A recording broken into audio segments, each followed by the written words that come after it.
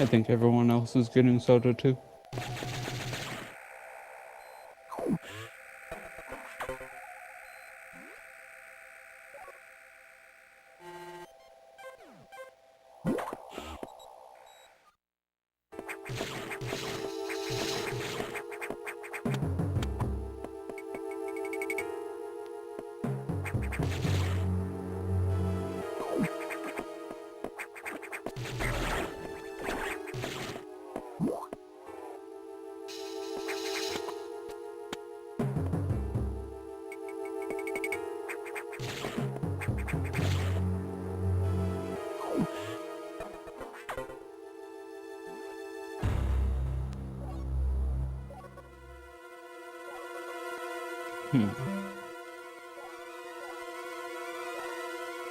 Oh, looks like they already started.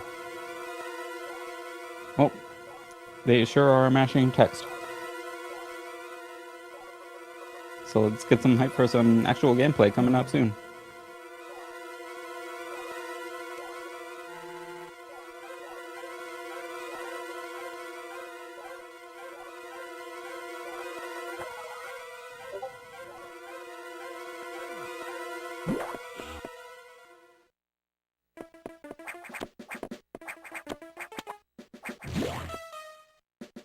I was just staring at chat. I didn't even notice they were starting.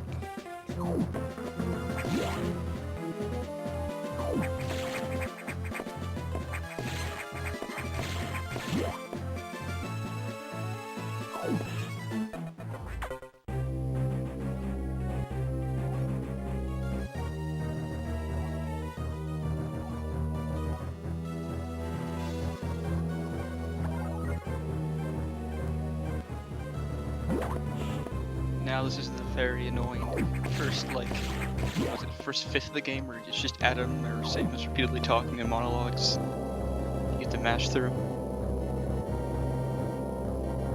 Yo.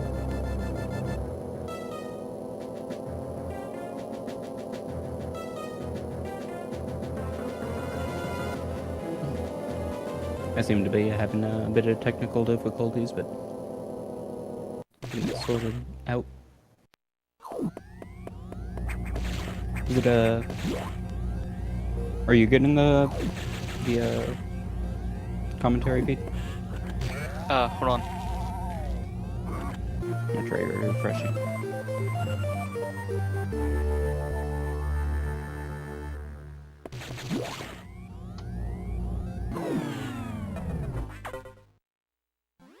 There's a different link. Yeah, I was seeing it. It just seemed to be stuttering for me. Oh, I wasn't sure because I was on the wrong link at first. I think we're all good now. Oh, yeah.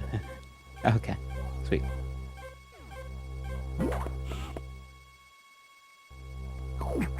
Reboot my player.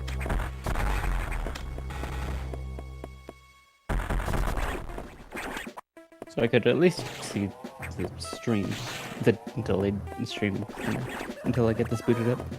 So it looks like we're right about at the eye doors right now. And yeah, the eye doors are really weird, right? Oh, nice. Yeah. The double missiles are really tricky on eye doors because you have to shoot them horizontally, and in order to do so, you have to be in the air and you have to shoot and spin in midair at the same time. For whatever reason, when you do those two actions on the same frame, it'll shoot the missile from your foot, which is like below and behind you. It's basically the bottom back side of your sprite. And then you shoot another missile which will fire from in front of you. So because of the way the missiles tend to accelerate, the first missile will catch up to the second missile in mid-flight and will hit the eye close enough to the same frame to actually deal double damage. And as you saw with her, you could do the same with KrunchyLex. I don't know if you had said that or we're still talking with the eye doors. I was still talking about eye doors, but you could also do that with cores It's a lot easier with the cores though, because you can just fire both of them straight up or straight down, and have the core fly into the missiles instead of making the missiles fly into the core.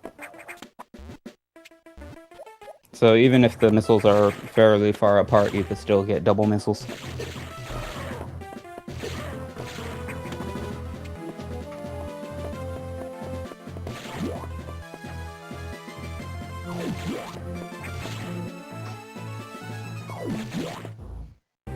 And now we got some more text and some more, we got a couple of elevators and a little cutscene, so I'm gonna finish off my hot dog right here.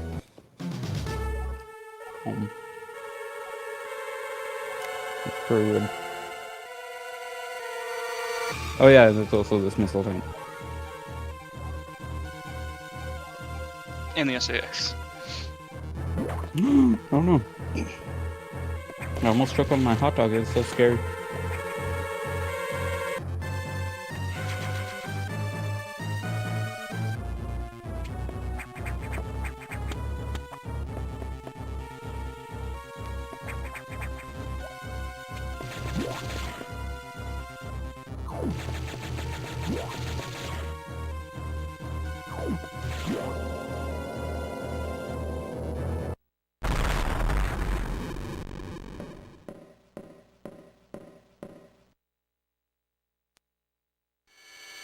Now, suppose a hot dog were in the Varia soup. How would you cook it?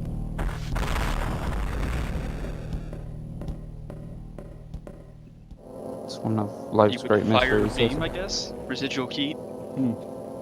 Maybe.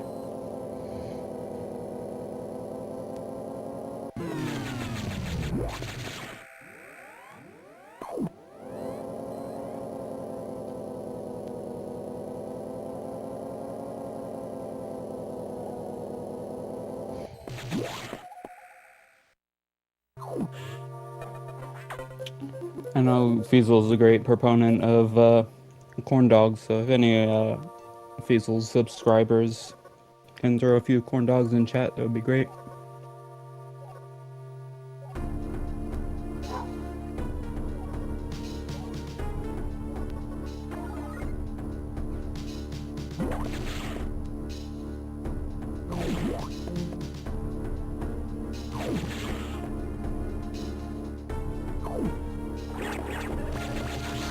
Oh yeah, also there are these stabilizers. They take 3 missiles to kill. You'll get,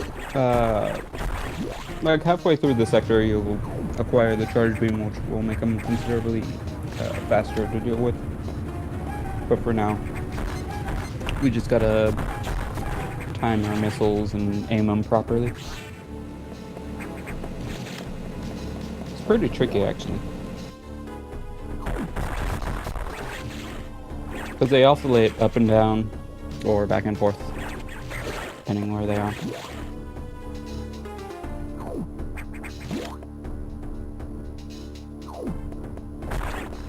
The third one, I think it is, where you gotta climb along the ceiling. It moves up and down. Some people say there's a good pattern where it's like moving down so that like you wait for it and to come back up, and then you could fire a couple extra missiles. Like you fire a couple missiles, like Hercules did, as it's going down, and then you gotta finish it off when it's coming back up.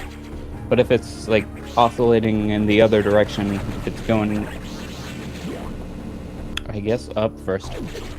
I forget. But you could get all the missiles immediately instead. However, when it's going downward, you could also get 2 missiles in, like once you see it, and then you could drop off the ladder and snipe it midair to finish it off as you're falling. However, I'm also told that if you just wait on the monkey bars for it to come back up and then kill it, for some reason, after you defeat the whatever those things are that I just named and forgot the name of already, the stabilizers, yeah. after you defeat them, there's this like smoke in the room, and that will slowly clear up. And for some reason, if you wait on the monkey bars before killing it, it gives you a faster cycle for the smoke clearing. Allegedly, that's faster than killing the vents sooner. I don't know that for sure, but that's what JRP always waits for. If you look really closely at the background during the stabilizer fights, the background will flash red slowly. And I think you want to kill them when it's flashing.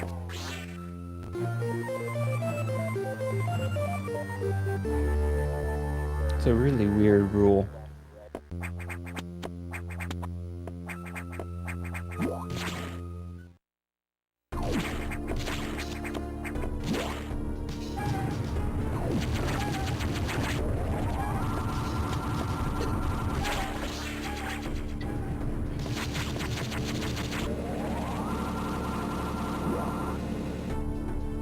But this kind of advanced tactics,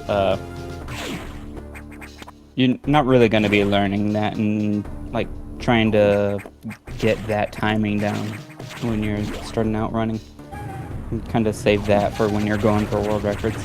But for now, the important thing to know is that they got charge beam. So when it took 3 missiles before, it now just takes 1 charge beam technically at point blank range, because the charge beam deals 10 damage per half of the beam and an additional 6 damage from the flare around Samus when she fires it.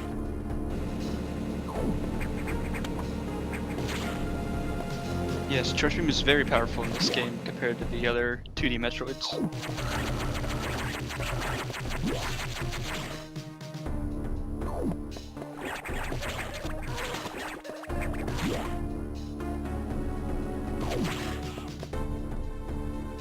I really like the balance between missiles and beams in this game.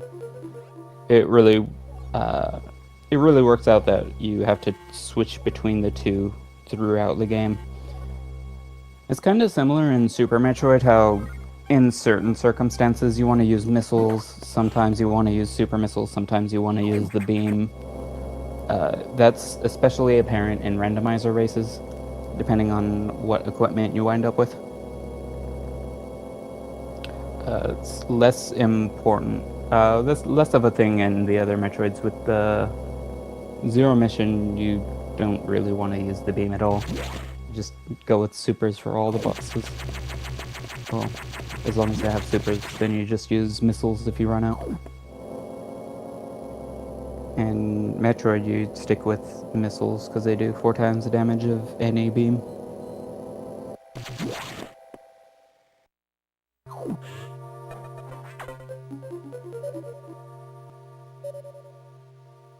Well, to bosses at least. So we're in Sector 2 now with these slow-crawling slugs that are surprisingly dangerous. They do 45 damage. But the danger is that you're the one running towards them, and they're just in your way. You want to take them out as quickly as you can without slowing down. So what you saw Hercules do is he took out the first one with the charge beam at point blank. I killed it immediately. Well, I think it has like 20 health. So just a single charge beam will kill him. Yes, because 2 missiles would also kill it. Yeah, exactly. 2 missiles will also kill it. But as you can see there, he wasn't quite fast enough and he ran into it instead. It's a lot easier if it's crawling away from you, but it's still tricky because you have to shoot the missile deceptively early. A weird mechanic about the missiles is that when you're running forward while the missile is in the air, it pushes the missile forward as well.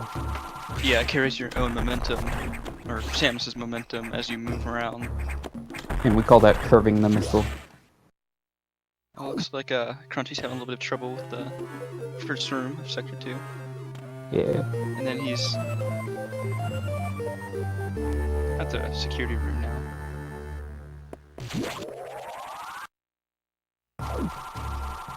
If you want to get really good at Sector 2, you just like grind your way through low percent Sector 2 until you stop dying, basically.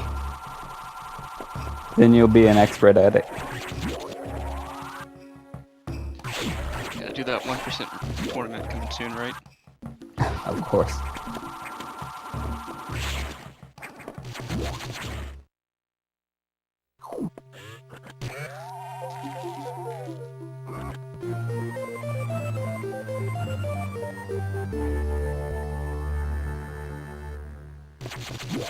Bombs, unfortunately, not quite as overpowered in this game as in all of the other Metroids. Even in Metroid 1, technically it's possible to do an infinite bomb jump. Of course, no one really does it on console, but in here, unfortunately, in 100% at least, there is only one single use of a mid-air bomb jump, which will come way later in cleanup. And Hercules nailing that, destroying the bomb block before going down for that missile tank, faster than planning it after you get the tank and then waiting for it to go off. It's pretty tough to do. You have to do your morphing and unmorphing like pretty close to perfectly if you do it the way he did. You could also opt to shoot out the block in the floor before you plant the bomb. That makes it considerably easier, but it's also a little bit slower, so you gotta make a trade-off between safety and speed. And here again with the eye doors, you see the charge beam at work, where it normally took 3 missiles before, and now it just takes a single charge beam. At point blank range specifically. If you're not firing it right next to the eye, it'll only deal the 20 damage from the 2 beam parts. You need to get that 6 damage from flare as well.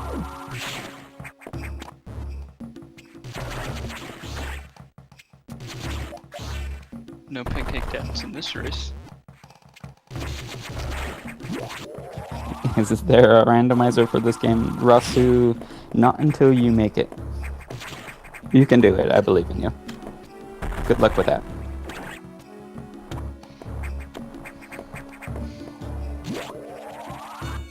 It's the way the game works is extremely different from Super Metroid and Metroid Prime and Link to the Past and such.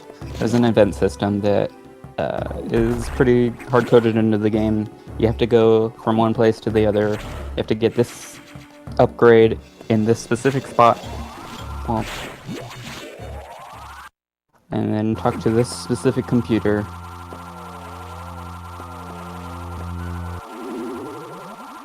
There's a couple different paths you can take. Oh, but Herc. We don't quite know how to switch up the items. Nine. Oh my. Oh, he's going She again. almost got away with it. He jumped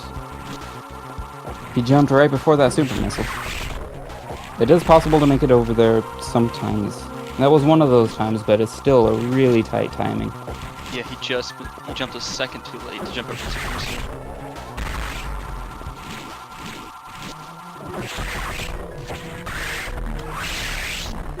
And this was what Crunchy was saying he needed to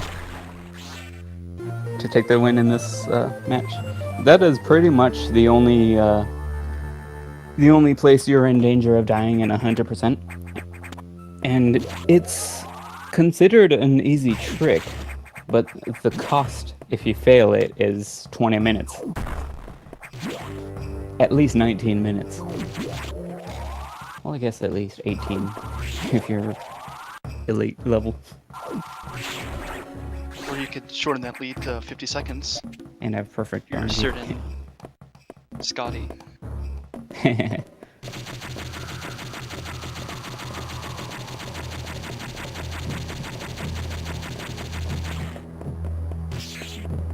No, but like Jagger was saying, there's no other place that you can really die unless you screw up horribly. 100%. That's the only spot that you should be dying at. Yeah, you can come close to the Omega Metroid if you're really tilted and have no idea, like, if you completely lost your wits. Because that boss gets pretty scary when you don't get the stun lock, which is, it's pretty easy to miss the stun lock. Or you just forget and run straight into it. And you picked up the SAX's Cortex, but you didn't.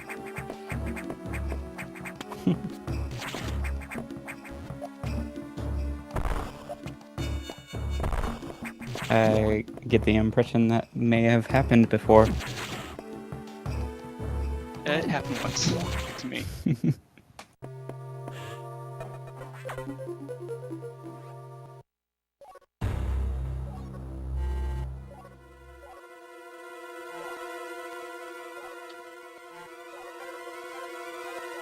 Yeah, pancakes are pretty scary as well. That's why you make sure you eat a healthy breakfast every day, so that it doesn't evolve and kill speedrunners.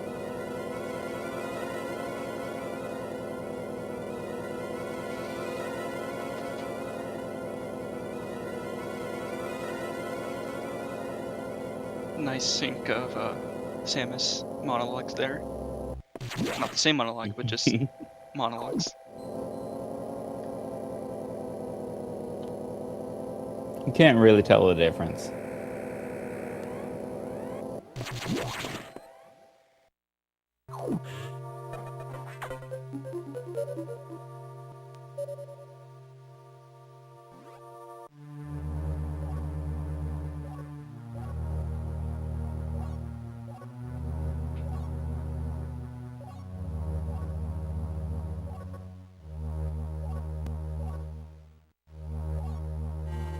So on to Sector 4. I really like this sector. Like, even the upper part of it alone is just pretty fun to play through. I'm not sure why. It is. Just sometimes the crab placement makes me very angry and frustrated. Yeah. When you get knocked back and knocked in the water and then you have to climb the ladder back up.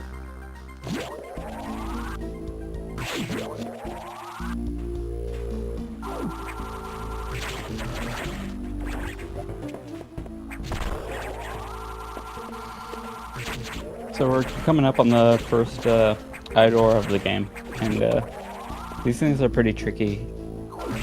But you could get like 2 hits on them at once if you shoot your missiles horizontally at just the right timing. The trick to it is to like be in the air and like, shoot and jump at the same time.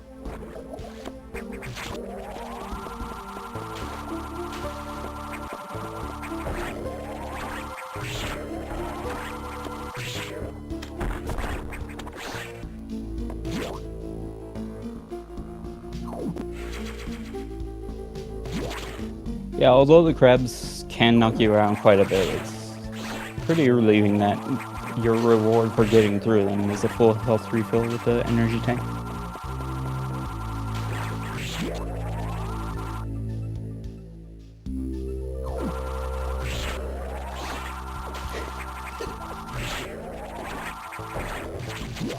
Hercules showing off a little bit by escaping the Arachnus fight before it starts.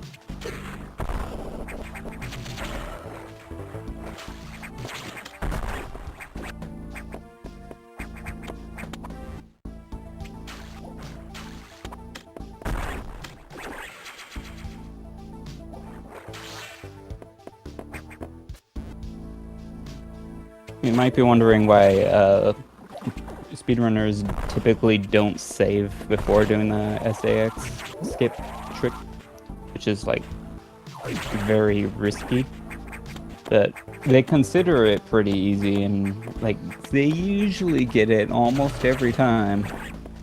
And it saves about 5 seconds, and they don't save because saving costs 5 seconds. So if they're gonna go for the skip, you're defeating the purpose of it by saving, kinda.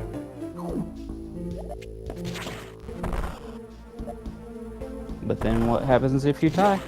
you pretty much lose the race. But I know Herc is really good, and he can certainly make up some time. Yeah, he'll make up a lot of time. I don't know if Crunchy is like in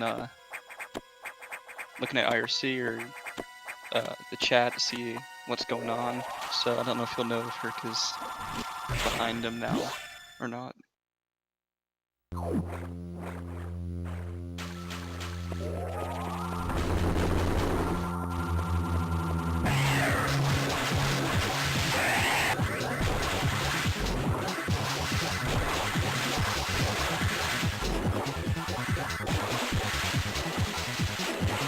Oh yes. Ceres so, is a pretty fun boss fight. You want to explain that? Sure. So with Ceres, as we were talking about earlier with the stabilizers, the Crunchy has 3 parts. The 2 parts of the main beam and the flare that comes out. And altogether, you know, it does 26 damage. Now Ceres has 50 health, so with proper positioning, which I wasn't really paying attention to Crunchy, I think he get the 2 round or I have no idea. I was fiddling with my phone. So if everything goes right, you can nail I'm a good commentator. the full beam and the flare for 26 damage. If you do that twice, you can kill Ceres in 2 charge beam shots.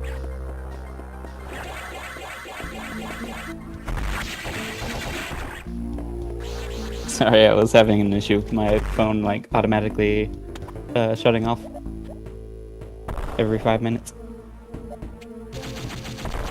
Or, timing out.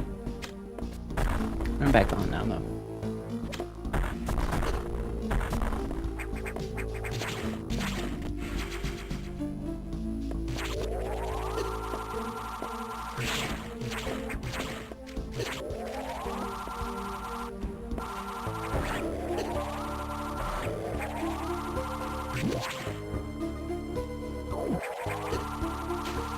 You might have noticed KrunchyLex killed those crabs without even firing the beam at all. There's a trick in the game that's showed off in the intro as well. It's called the pseudo screw attack. It's just a name the community kind of came up with, where you charge your beam and you do a spin jump, and you'll see Samus is glowing, and that has a certain amount of damage applied to that as well. So when you touch an enemy, it'll deal that damage, and if it dies before if it dies from that damage, then you don't take any damage yourself, and you don't get knocked back or anything.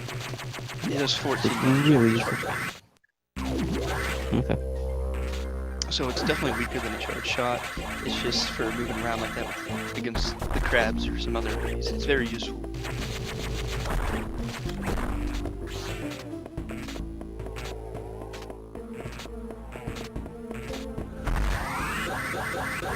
You see Hercules getting that kind of falling shot on the stabilizer. And Lex getting the shine spark through the water. That's pretty important because you move really slowly through water without gravity suit. Oh! He got the shine charge. Nice. And sparking into this crab is really swag. I'll give him points for that anyway, even though the crab spawned late. Yeah, that's a frame perfect trick, I believe. It is, yeah. You actually have to press down on the frame that you land.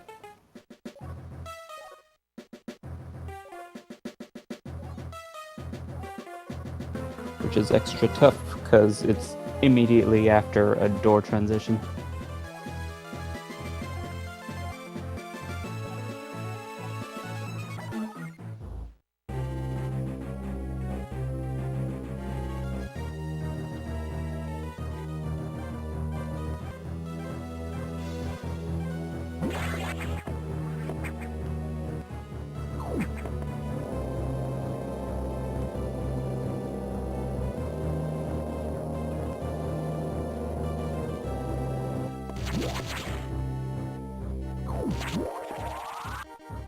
So, because Spring Ball got nerfed in this game, the best item is now the Speed Booster.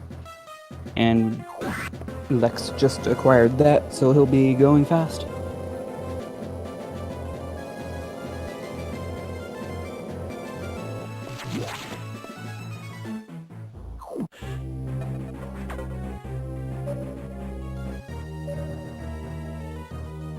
It's kind of an interesting de-evolution of the Spring Ball throughout the games.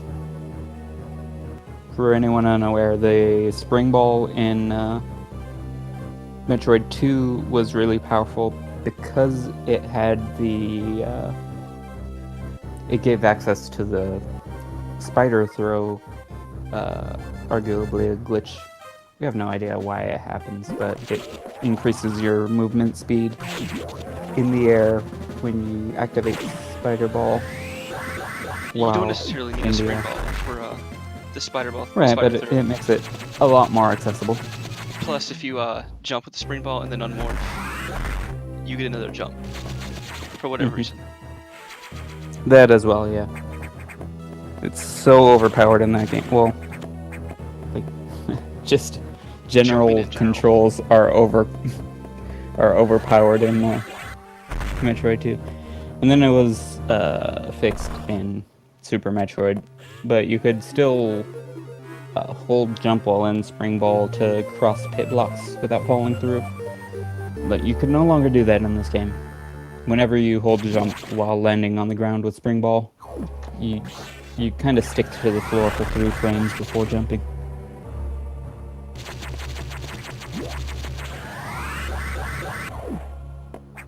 You could do a frame perfect jump like, off the ground, so it's possible, but it becomes a frame perfect trick, so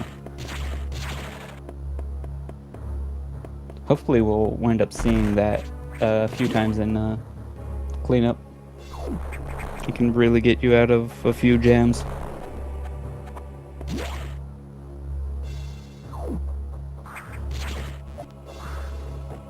Lex getting shot by that stretchy, which until the tournament I didn't even realize could happen.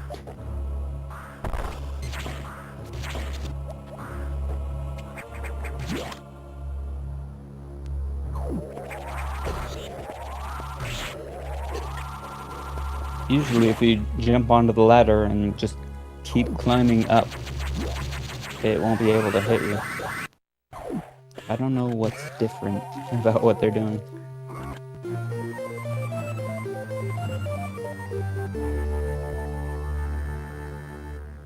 Lex upgrading his missiles. Now the missiles finally do more damage than the beam. 3 times as powerful, so 30 damage as opposed to 26. And you can fire them a lot faster than the charge beam.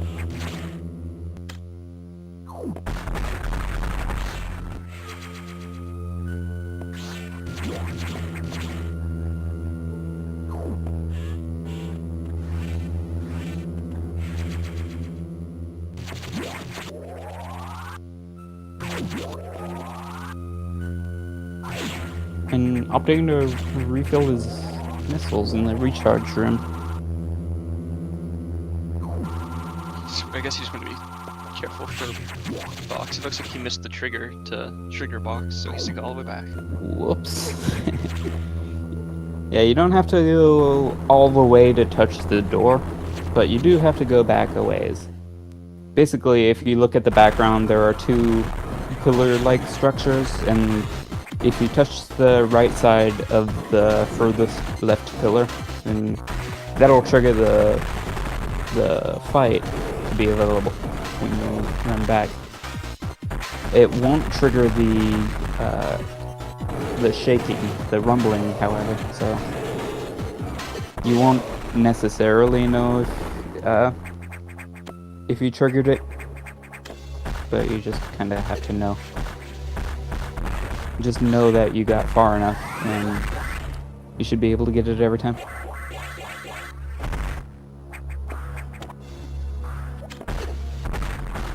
It's a really easy visual cue.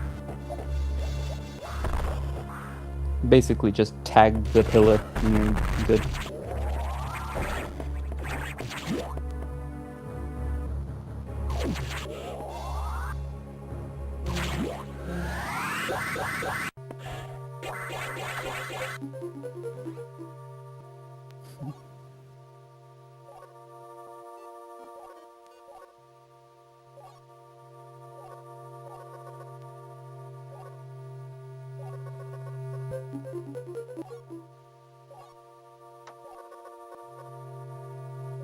I'm not quite getting through the block this time.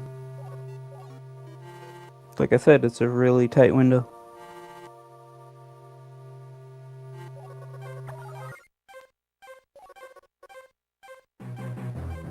And these pancakes, I believe, do 32, maybe 34 damage. I think it's 32 damage.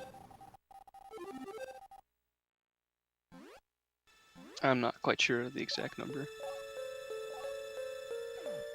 It's relatively low, but it's just that It's you enough. tend to underestimate them. It's enough to kill you if you're not careful. Mm-hmm. It's enough to kill you if you only have less than that health. Or that health or less.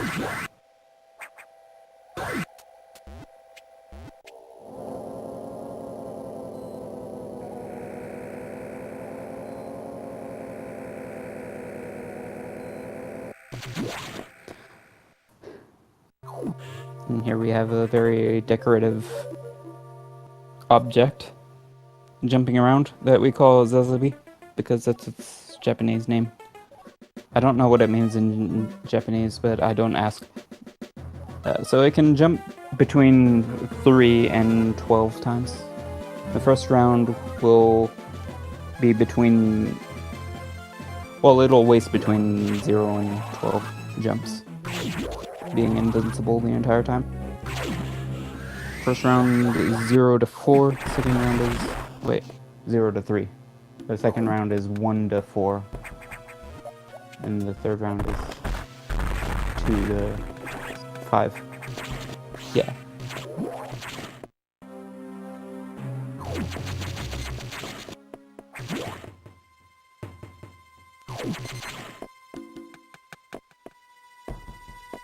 So as Crunchy progresses to Sector 6, this is like one of the most dangerous sectors at first, due to the fact that the I-6 do, what, 50 damage? If you absorb them?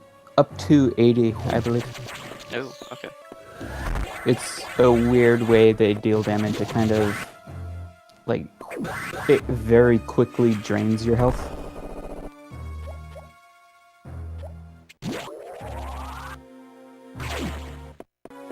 And I don't know the exact mechanics of it, but you'll especially notice if you're going through a door transition, you'll get different damage from it.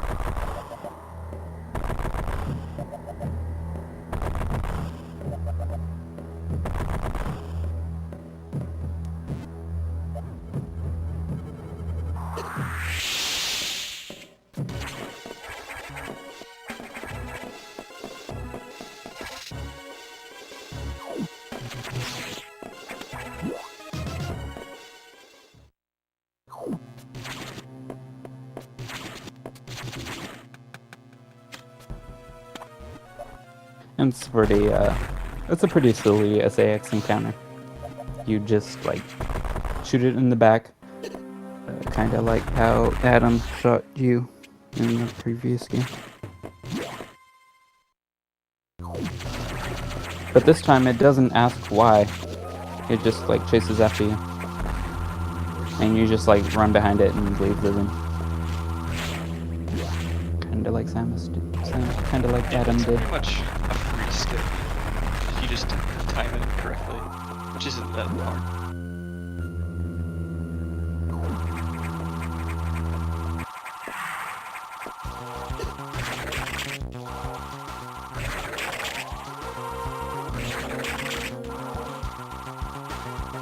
So it's possible to kill the Metroid, and I believe it's 4 shots if you're able to Yep. land the entire shot and a flare for the main part. Yeah, even though it's like giant core X, for whatever reason, you have to shoot it with a charge beam instead of a missile. And like once you deal enough damage, then it becomes a regular size core, which you can only damage with missiles and not charge beam. This game is weird sometimes.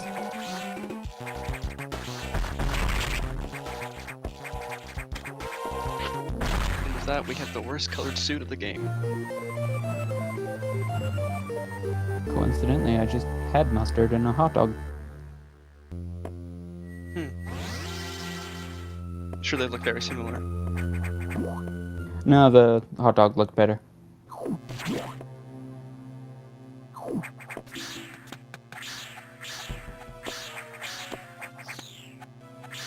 I'd be concerned if it had hints of blue.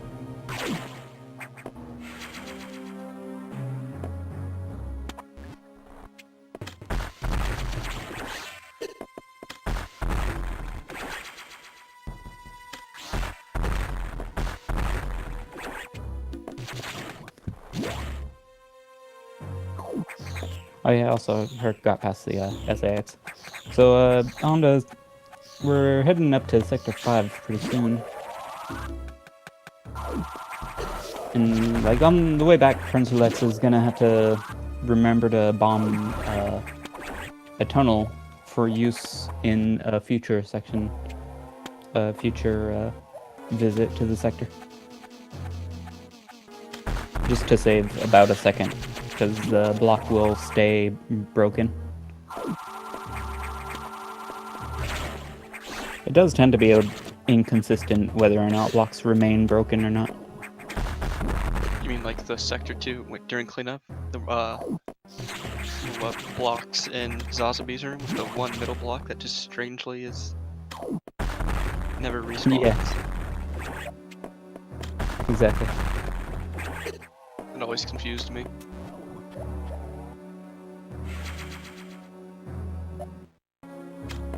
There's an issue in Zero Mission when it comes to low percent runs, because there's a block like towards the end of the game that for some reason on the European version stays destroyed when you shoot it and leave.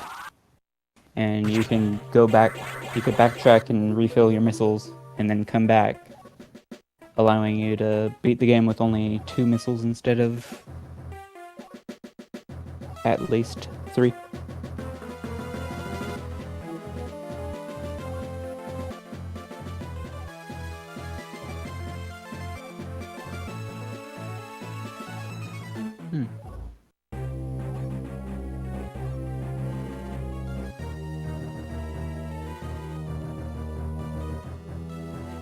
Interesting.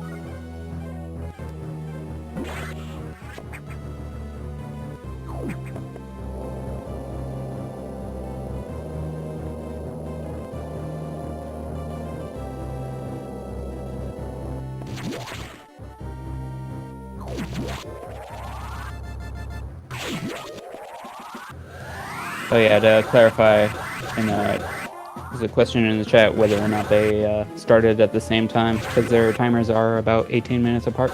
They did start at the same time, but they also started at different times. Just in case anyone was wondering. That clarifies it perfectly. Happy to help.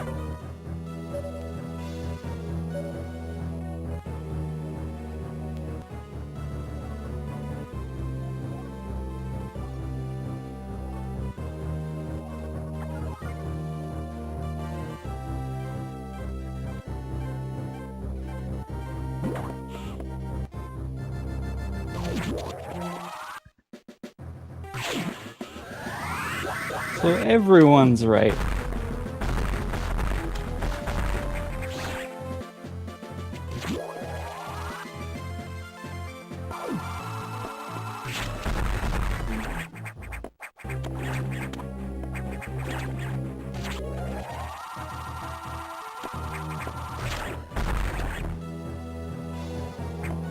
Oh yeah, I forgot to mention before, but this sector where Hercules is in,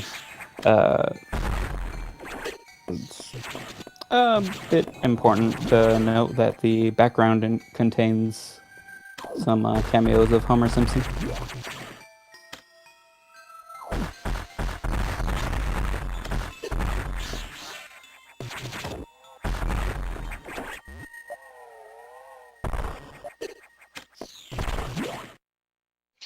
To clarify to anyone asking about Herc's time difference, since they're both on an SRL race channel, the fact that he reset doesn't really matter in the end. It'll still be larger time than Crunchy if Crunchy finishes first. It'll still be added up to basically what Crunchy's time is showing. So in the end, we'll just use the SRL race timing to see who won. Yeah, because Hercules did start twice because he died the first time.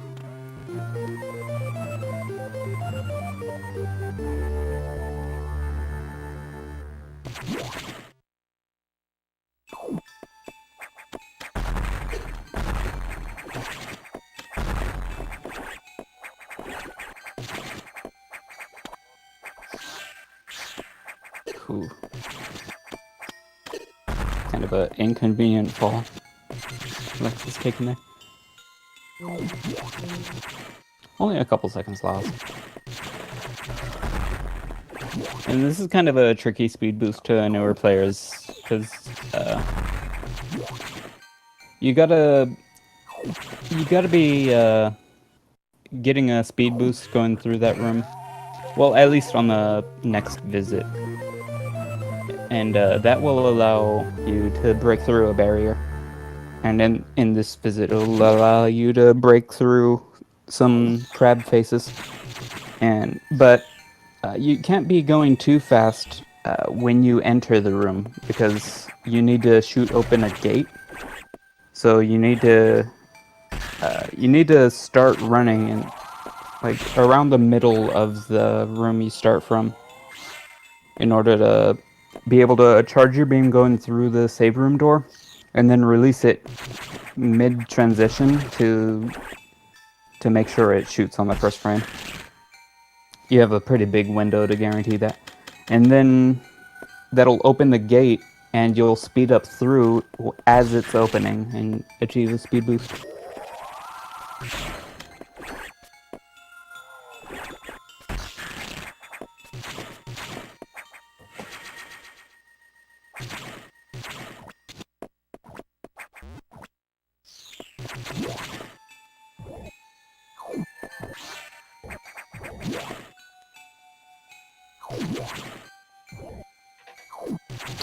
Accidentally refilling his health and having to reset the room. I believe he thought it was he had power bombs. Maybe I wasn't sure what he was doing. Maybe. You loop through this sector 3 times, so it's easy to confuse what you have to do each trip. I mean, technically 4 if you mess up. Yeah. And lose a freaking item or something. Or forget that you already did the loop and just try to do it again. You get to the data room and there's nothing there for you. And you try to go back, but you can't because the gate's closed behind you. It's pretty great. Or you could pull a secret key and do like an extra half of the loop.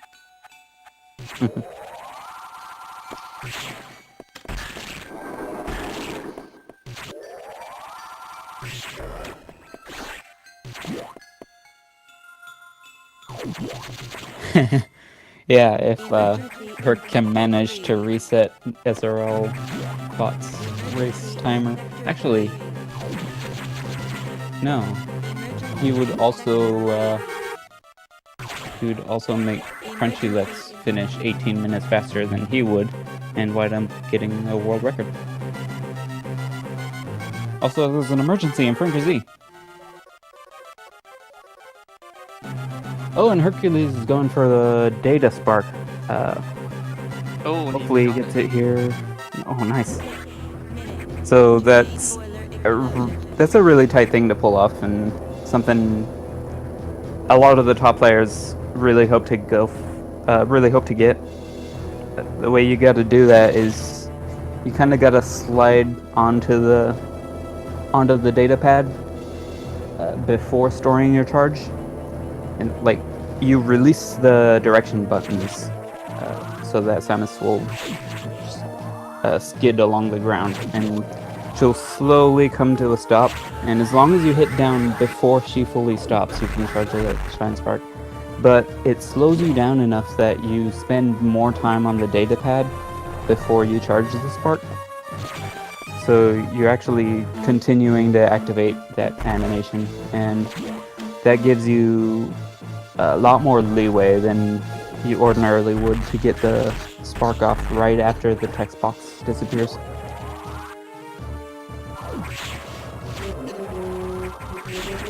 I mean, if that sounds hard, it's also hard to get the shot off the door fast enough. Oh yeah. After the spark, if you, as you can see with Herc, if see like the door had barely opened before he passed through it. That's the hardest part, really. Like, getting the spark is kind of easy relative to the shot.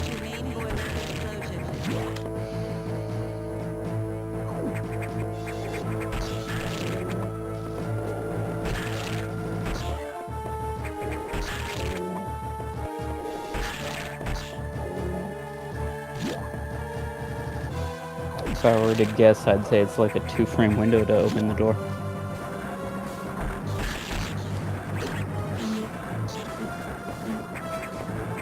So speaking of emergency and Frankrzy, like earlier today I was getting some food, just getting my soda on, you know, like you do.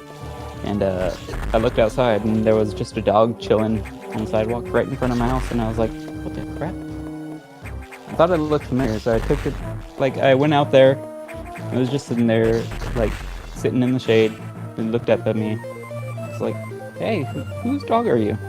I picked it up and walked over to the neighbors. Like, I thought I knew whose dog it was, and I went over there, and that dog that I thought it was just sitting, like, in its yard, just looking at me, like, that's not me. So I had to take it to other neighbors. I was walking all over the neighborhood with this dog. It's pretty heavy. It's like 50 pounds or something. I don't know. And it's pretty hot down here.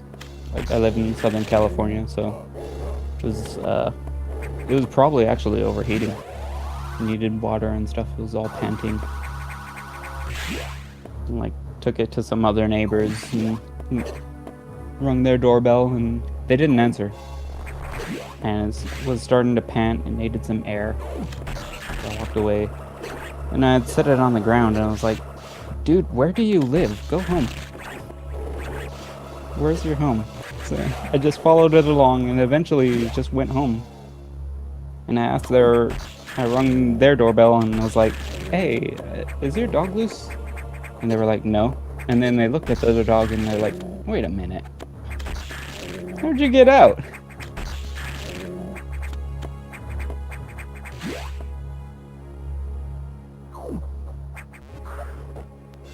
So apparently I had saved that dog from a heat stroke or something. We'll go with that.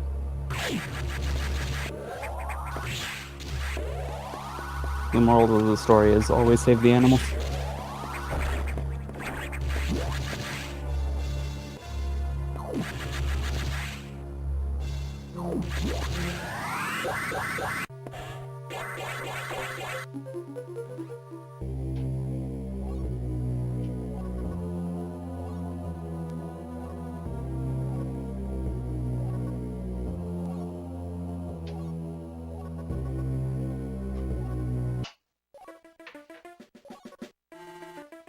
It's a pretty dog-friendly neighborhood. Like, whenever the neighbors see a dog, they're calling up each other and saying, hey, whose dog got out this time?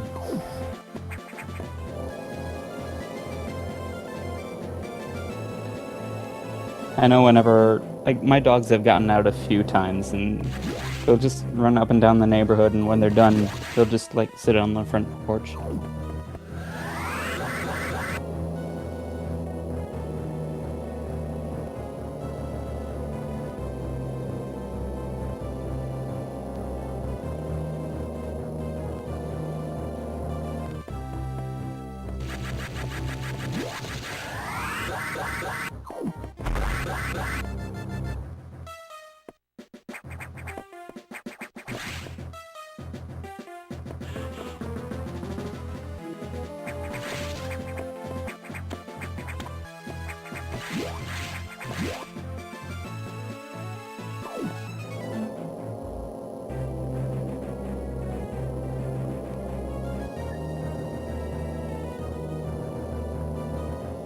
I guess a lot of, like,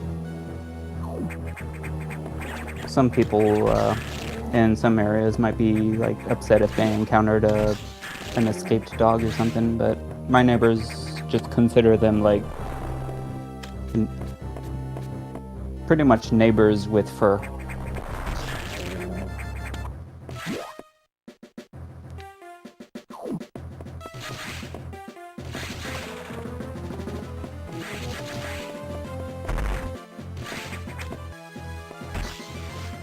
Speaking of animals, here we have some of them. Oh yeah, they walked a little too far, looks like. Kind of similar to triggering the box fight, you wanna just tag the door, and you don't want to go too far because then you'll get into the situation he got. That animal RNG, holy crap, that was pretty good. He must have saved the animals in Super Metroid.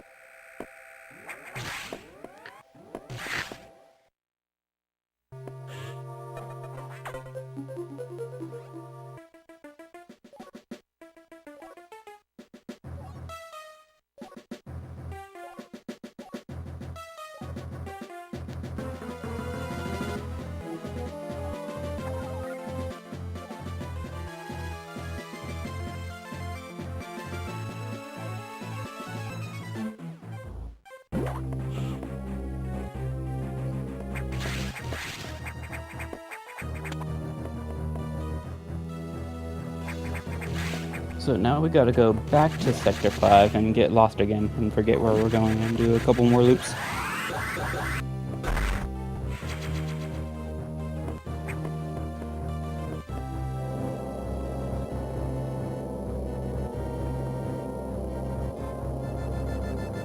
So we're finally gonna get power bombs. A fun fact is you could actually get early power bomb expansions, but you haven't quite upgraded the ability to use them until you come to Sector 5 data room.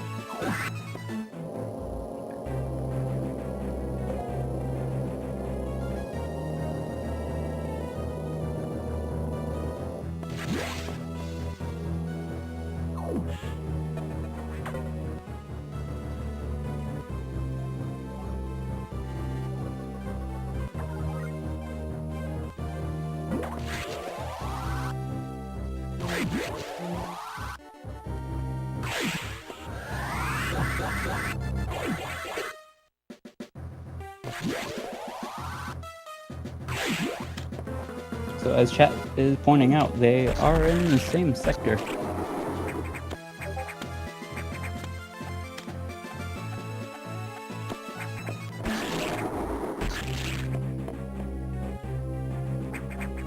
He's definitely closing the gap quite a bit. I'd still say he's probably like 15 minutes behind. Yeah, I would say 15 minutes or so.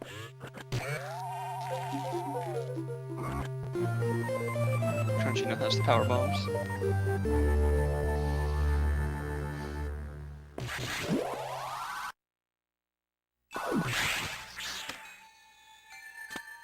It's easy to underestimate like, how long this, like how big difference this visit to the same sector is. Because you just come here, you go to Sector 3, you go back to the main deck and back to Sector 5. But that's 3 missions.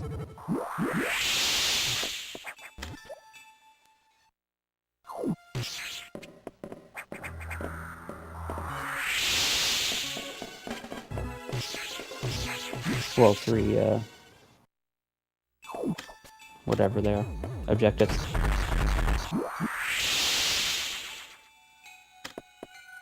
I'm not quite sure if that power bomb is going to be high enough to break the blocks above the ceiling. Nope. You gotta plant that power bomb really high, like pretty much morphing as soon as you hit your head on the ceiling and planting a bomb, a power bomb.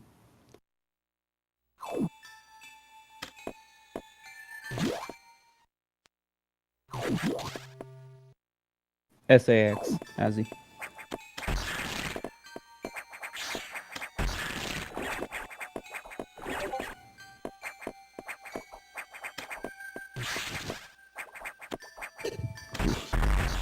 X really likes that crumble block today.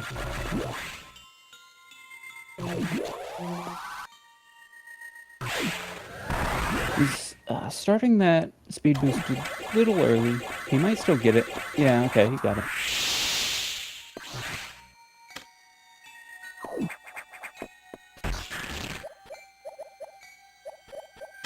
It's not too tight a window to start the speed boost, but I think he was like as far left as you could go and still make it.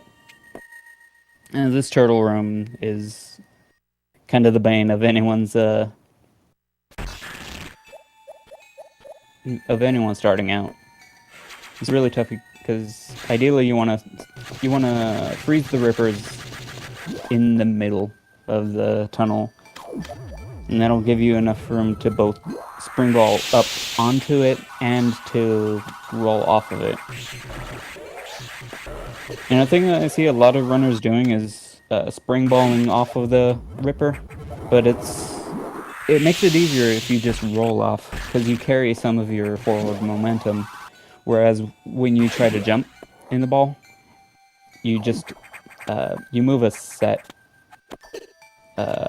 distance, or you move a set speed, a set horizontal speed, which is it's slower than rolling along ground.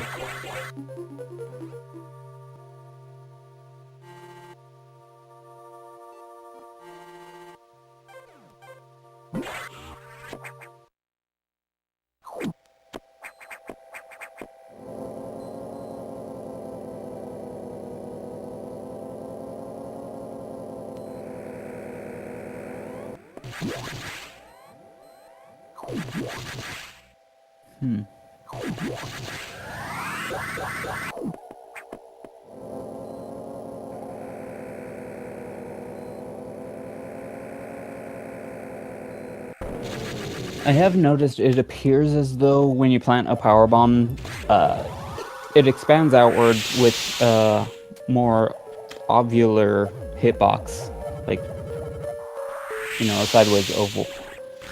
And I was never really completely sure whether or not the maximum height and distance was a rectangle or was also an oval.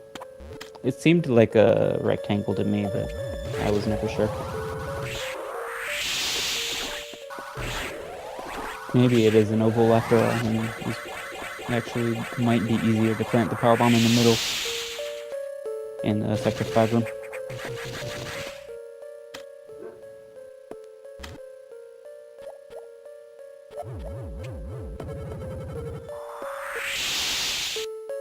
Also, to note, ovular is a pretty awkward word to say for some reason.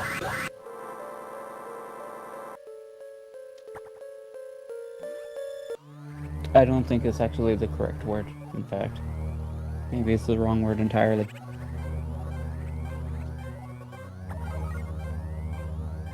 Let's just say round. The round hitbox. It may be a round hitbox.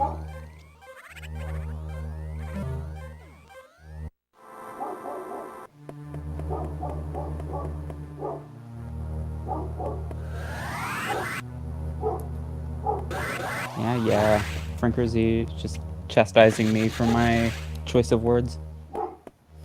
Elliptic? Okay.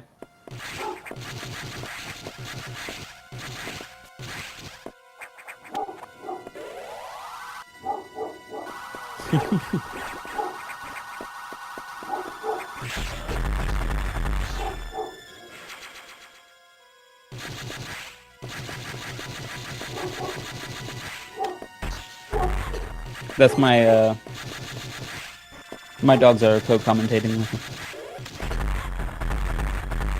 Well, at least one of them.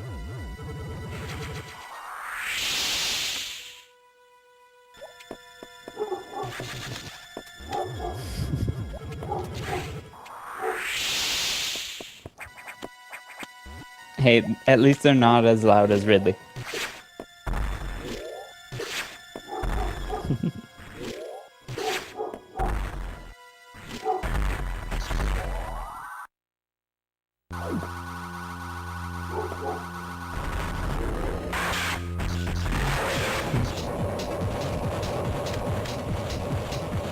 So Yakuza is coming up. Oh yeah, Yakuza is right here. So you could get a few shots off before you can actually see it. The missiles do disappear when it goes too far off screen, but it is able to reach Yakuza if you scroll the screen high enough. So you just have to shoot missiles as you're jumping. Or right before you jump. And if you noticed with Crunchy, he just let himself get grabbed so he could try to get Yakuza to shoot his flames out again. Otherwise, Yakuza would just crawl over the screen and waste time. Depending on how good you are at mashing left and right, it can save time. If you're not great at it, you might even lose time. It's tricky. It's something you gotta practice, but it's not really costly in 100% since you have so much health.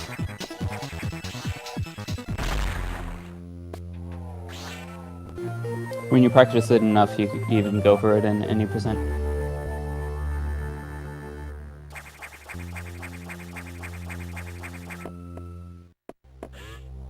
And space jump is probably one of the worst items in the Metroid series, which is kind of weird. Like, you get infinite jumps, but it never feels right, you know? In Return of Samus and Super Metroid, you're always dropping jumps and just falling all the way back down. And Fusion and Zero Mission, you're pressing jumping, it's not jumping, because you didn't fall quite far enough before you tried to jump again. And then you just wind up losing height.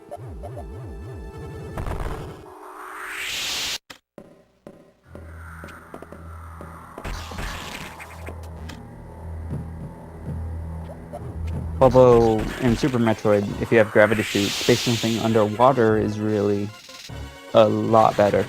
Because you can always jump again. You don't have to fall. You don't have to fall first. Crunchy did not shoot enough, I guess, for those blocks. Yeah. I mean, he didn't really have to bomb, but he could have, in a short tap, and shot it, but Yeah, he that's scary. was playing it safe. Ooh, getting hit by the stinger of the Key Hunter for 137 damage. A fun fact there. And breaking those power bomb blocks, because they do stay broken for the rest of the game, and that'll come into play during cleanup.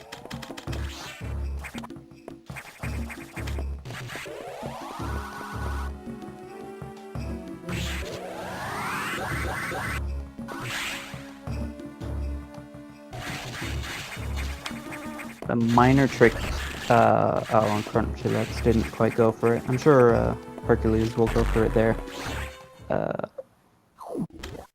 It's kind of hard to visualize, so just keep an eye out when Herc does it. But basically, you let go of the control pad to skid along the ground through the door, and then and jump right before you hit the door. So you're sliding forward, and you continue sliding forward while in the air. So you actually wind up doing basically a curved straight jump. And that allows you to shoot out the blocks as you're rising up through them.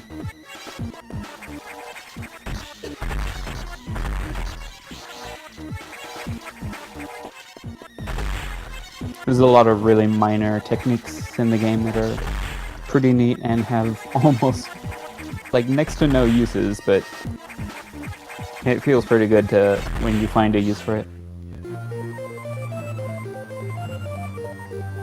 Similarly, you could there's another use of the skid where like it's helpful in any percent when you're going up to the final text box, the final like 5-minute dialogue. You can skid onto the navigation pad and then like hit left. You hit forward again, and that'll immediately stop instead of skidding past it for some reason.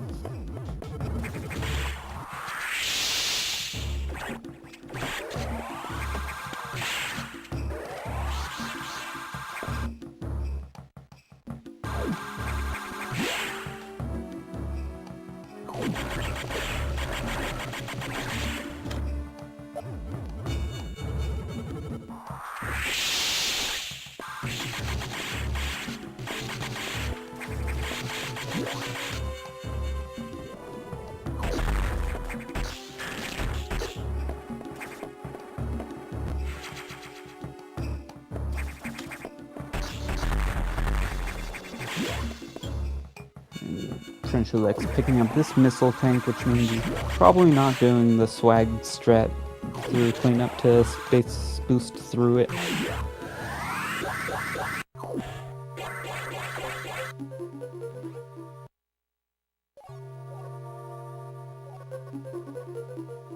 There are quite a few faster strats for various things that almost nobody goes for just because they're kind of really inconsistent.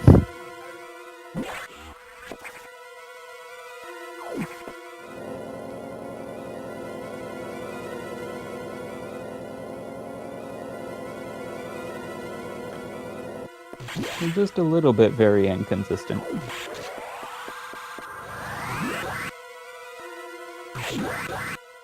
Proper cleanup route? I don't know about that.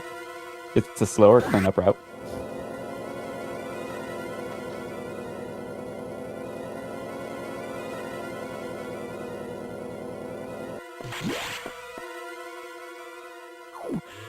Oof. Hercules almost not making it through that door in time.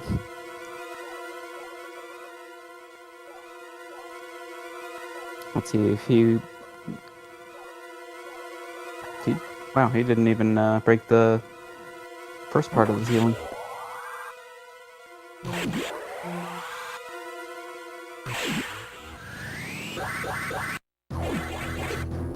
It's a really common problem, though, so I don't fault players for missing it. KrunchyLex, unfortunately, missing the initial shine spark, but it looks like he's... Oh, just missed the... I don't know if he's going for the... Okay, he was going for the shine spark, not the... It looked like he might have been considering doing the space boost. I'm going for a backup right here. This is a really tight window to charge the shine spark, but it takes you through 5 rooms, so it's really nice to get.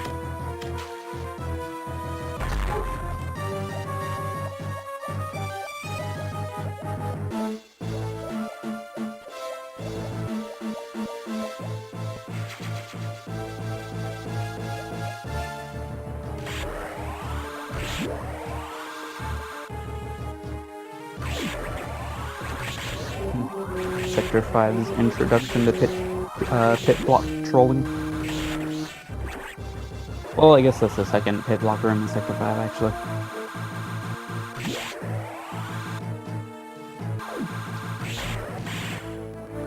That one's quite a bit easier because you can roll like halfway onto the pit block to reveal it.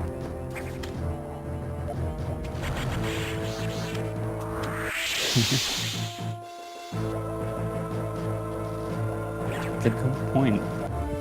Most of the races in the tournament have had 1 death.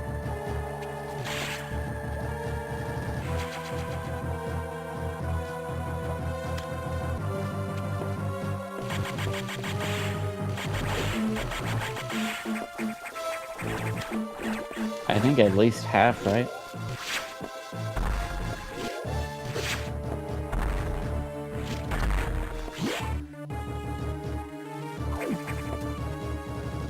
Oh, Crunchy, missing the tank. We'll have to pick that up later, and hopefully not forget like I did in my race. Oh man.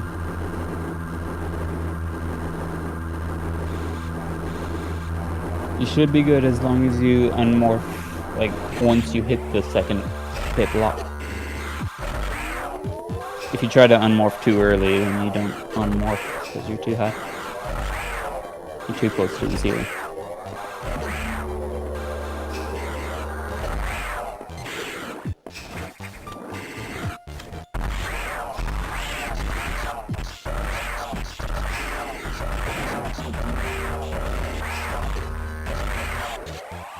KrunchyLex making excellent use of those super missiles, or super ice missiles for 40 damage per hit. It kind of sucks. You got the plasma beam, which is extremely powerful. But the next few bosses you actually face can only take minimal damage from the plasma beam. Although the core, like the gravity orb underneath the nightmare, does get shredded up with a plasma beam.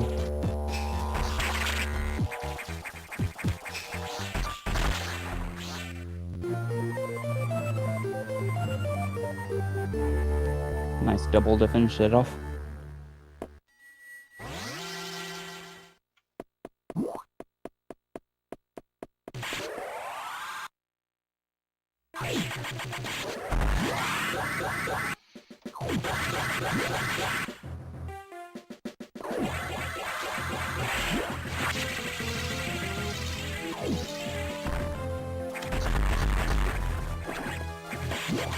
Oh yes, Crunchy realizing he forgot the tank. Good for him.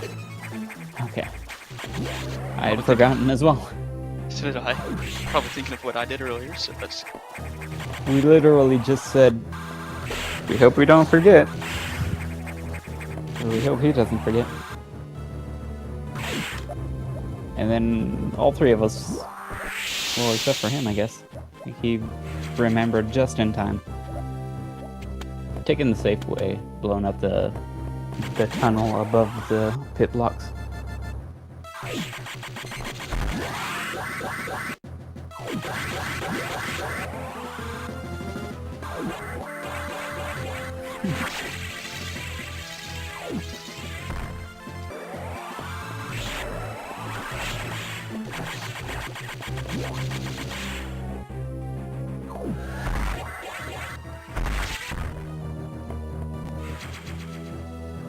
So we have the mustard suit in the middle of the game, the ketchup suit at the end of the game. I guess the mayonnaise suit is in Prime 2. The final upgrade for it. Are you seeing the ketchup suits? The suit at the very end when you absorb the SAX? Yeah. Yeah, I can see that. I guess it's more orange, but...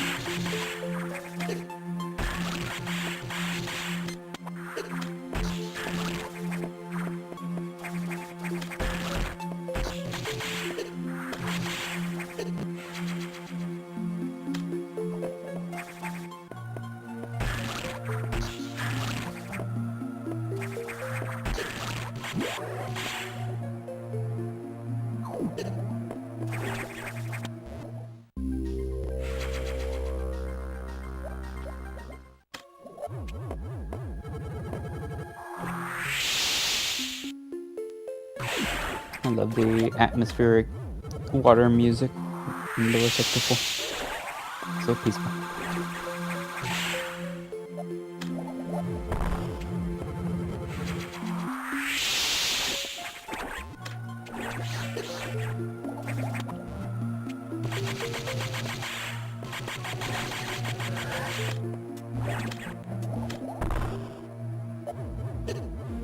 I like my Sector 4 music the same way I like my coffee, quiet and eerie. I mean, I like the Sector 4 music too, but now I'm curious about your coffee choices. I actually don't drink coffee. I'm a fraud. I have no idea what I'm talking about.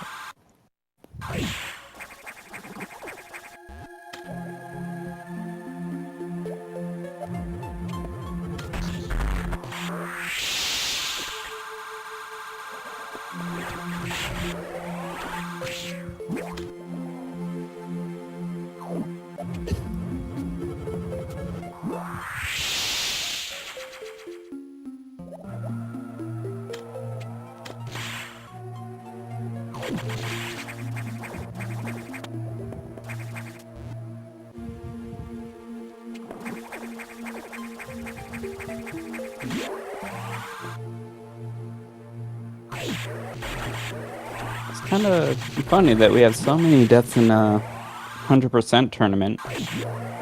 And when Fusion was offered for Summer Games in Quake 2014, I was saying we should have a 1% race. And like Rom Scout was like, well, who was organizing it at the time? He was like, are you sure about this? Is this a reliable category? And I'm like, yeah, it'll be fine.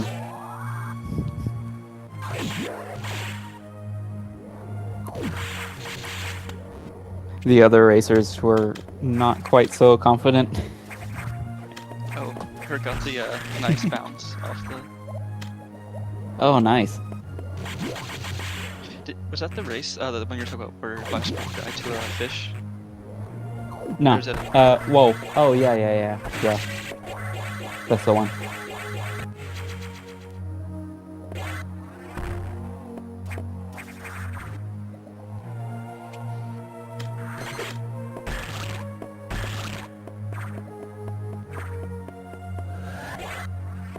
When you said died to a fish, I was thinking of Dragon Duck.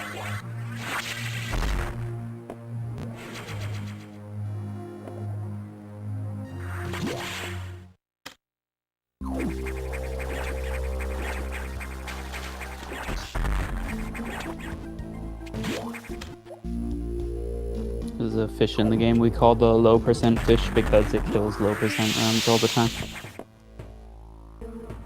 I forget exactly which one it was. I think it's the one immediately before the save room. I could see that, yeah. Crunchy now has the fusion missiles, which are, besides the extra damage, frankly, very, very useless. Well, it's not necessary, but it does have its uses. It's actually used quite a few times in 100% run. Probably like 4 times. Maybe more, I don't know.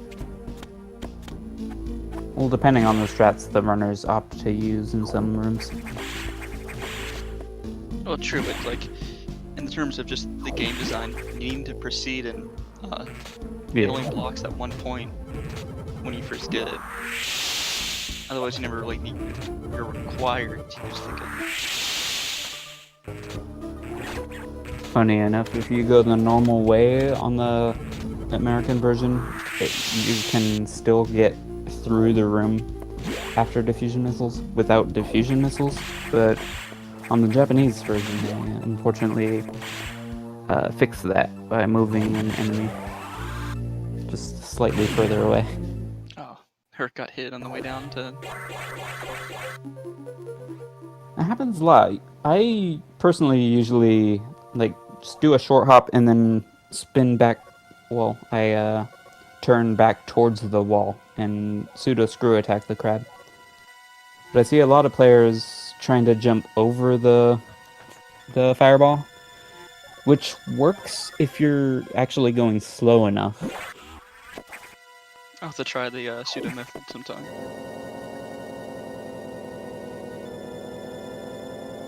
Yeah, basically if you're going too slow, then you're able to jump over the fireball. But if you're going too fast, then you can't. But you can do the pseudo screw attack instead.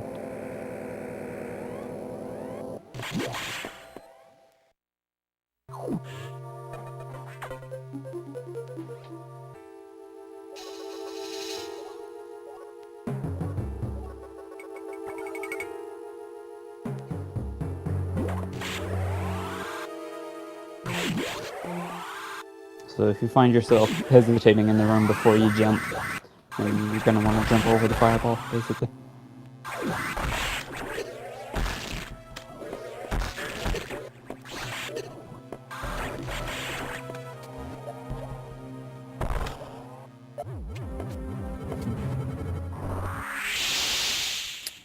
KrunchyLex actually didn't plant I guess he didn't plant the bomb close enough to the wall in the previous trip.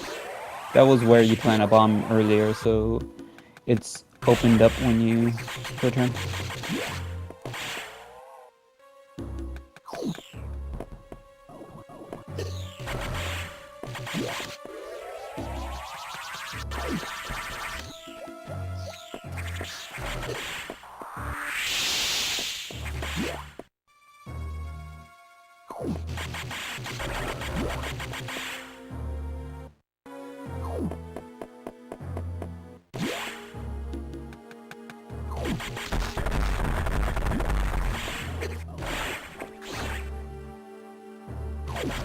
So KrunchyLex is trying to head on over to the restricted sector. Unfortunately, he's not allowed to without Magoo's authorization. Warning, no entry without authorization. Warning, no entry without authorization. I'm pretty sure it is not possible to one-cycle Nightmare.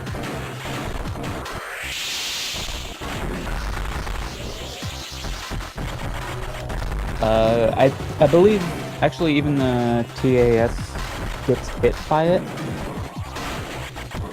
I'm not 100% sure, but I think that's the case.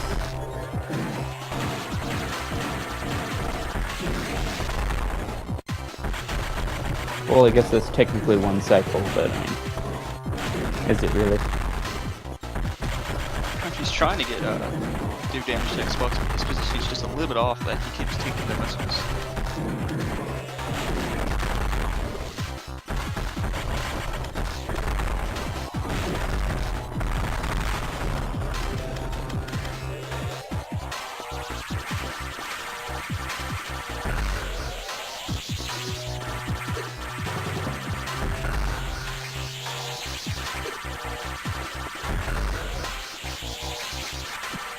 When I first played this game when I was little, I thought that the only way you could actually damage Xbox was to fully charge the diffusion missiles every time. So it took a long time to beat that fight. Yeah, having to wait. Like, it takes longer to charge the diffusion than to charge the beam. Warning, no entry without authorization. Luckily, the diffusion charging really only gives the diffusion effect. It doesn't actually increase damage or change vulnerabilities or anything. Warning, no entry without authorization. It's just having the upgrade itself automatically gives you stronger missiles.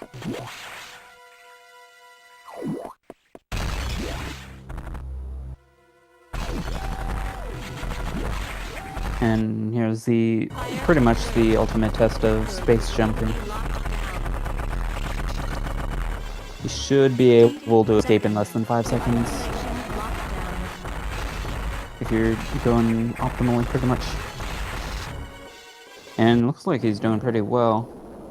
Oh, gets a little blocked by that guy. That's still pretty good.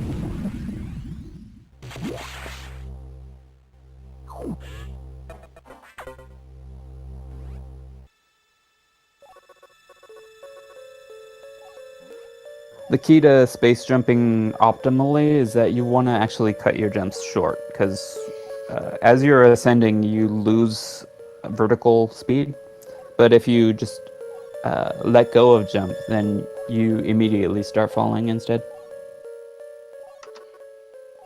And that'll allow you to space jump sooner. So you're spending less time going slow, basically.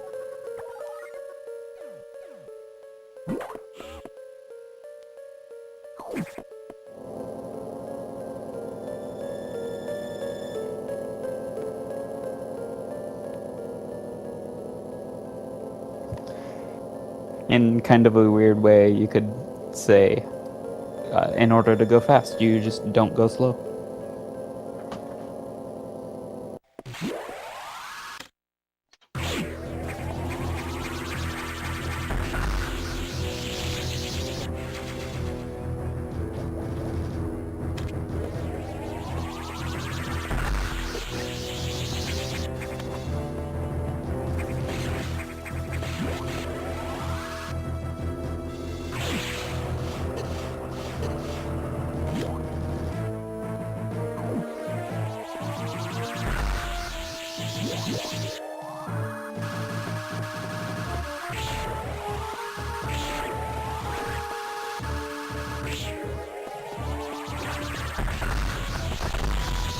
It's one of those instances where you gotta force a golden enemy to spawn by killing other enemies in the room and just waiting for it to form something. It happens in 4 places, I believe. Yes. So if you notice, with the as they were fighting the gold pirate, Crunchy would turn around. Usually the game it wants to shoot the pirates in the back, but the game only checks if you're facing the same direction as the pirates. So if you shoot the shot and immediately turn around, it would, as you can see, proceed to damage the pirates and kill them.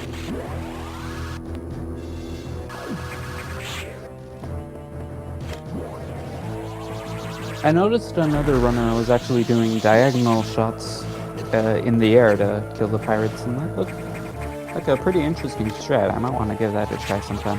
I wonder if it's actually more consistent. Because shooting diagonal does make the beam spend more time inside the sprite, so yes. Would do more damage.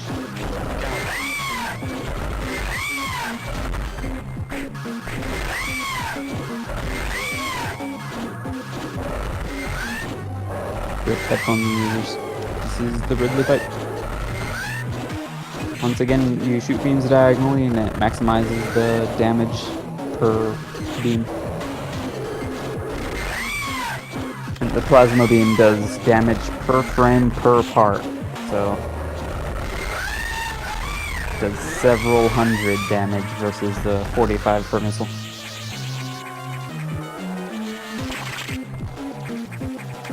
And another thing to note, we talked a long time ago, like at the start of the run, about double missiles on course. You kind of want to lure the core into the 2 missiles to form a wall. It gets increasingly harder as you upgrade your missiles, because not only does it increase the cooldown timer, how soon you can shoot a missile after shooting a missile, but it also speeds the missiles up, so they get further apart. They pull away a lot faster, so it's harder to form a wall short enough for the core to hit both of them.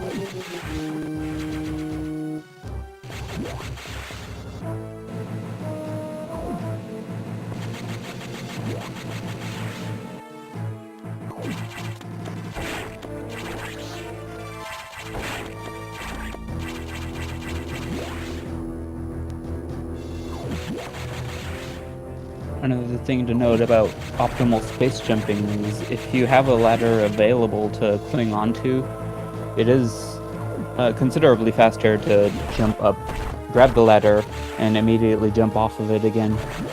You actually travel at pretty darn close to speed booster, like throughout the entire climb, doing that. Because your initial jump speed is as fast as speed booster.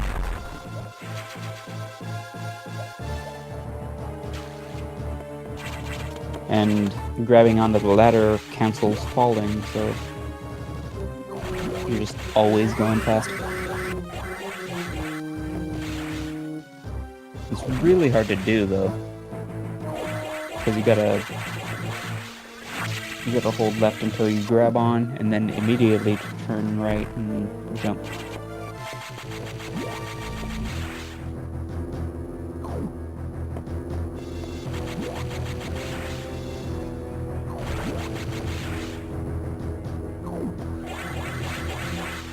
Lex having a bit of trouble with the shine sparking in Sector 1. This trips up a lot of players.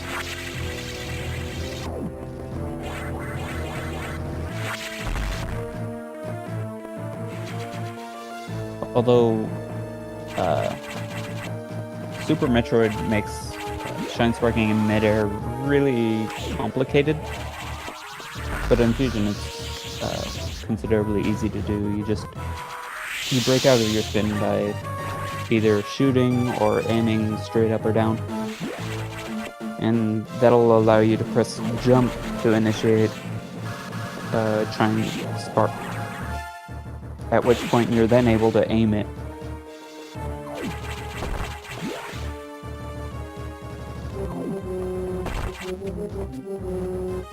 But there are a lot of quirks with Super Metroid that make it a lot more difficult.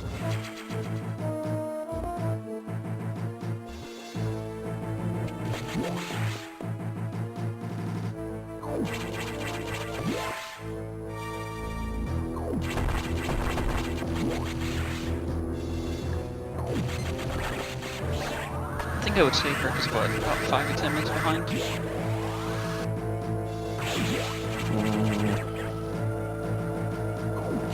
Maybe. Maybe a bit more, I don't know. I was thinking, like, he couldn't possibly have made up that much time, but maybe he has. Probably about 10 minutes, yeah.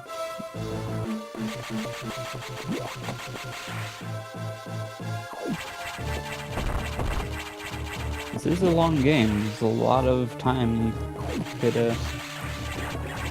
there's a lot of mistakes you can make. There's a lot of optimization you could do.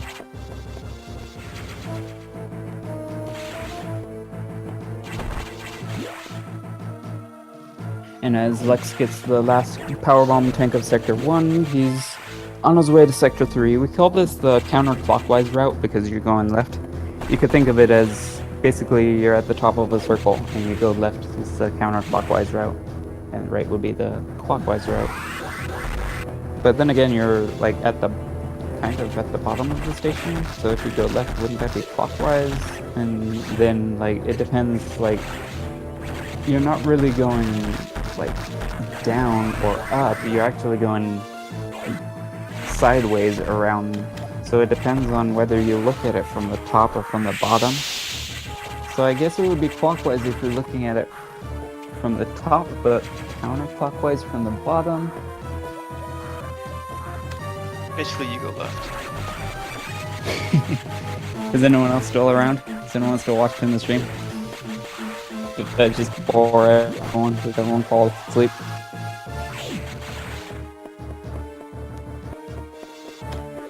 But you could always think of it as you're racing against the clock, and the way to go fast is to go counterclockwise.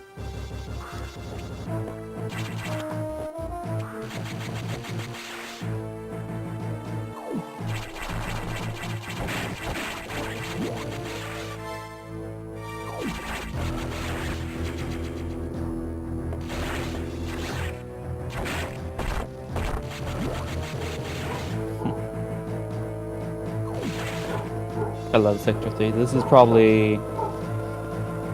might be my favorite sector in cleanup. How about you?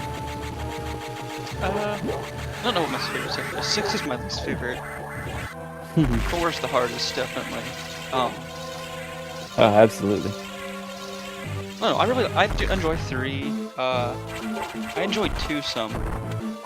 There's a little bit of a few frustrating parts for me in 2, but I enjoy it. Yeah, 3 is like top 3 favorite sectors to clean up. Nice. And you get this nice long break as you fall all the way down that right shaft. I used that shaft to type down and head some chat and then Nice. go back to OBS to play.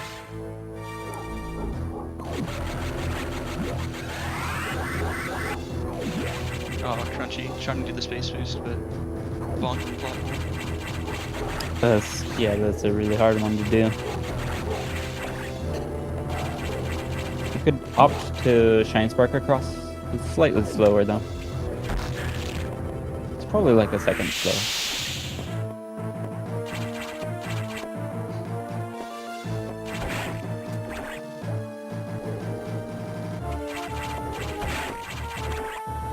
So Hercules kind of has an option. He could either Shine Spark up this shaft in Sector 1, or he could do the ladder jumping. I think he's gonna opt for ladder jumping, which is faster, but considerably harder.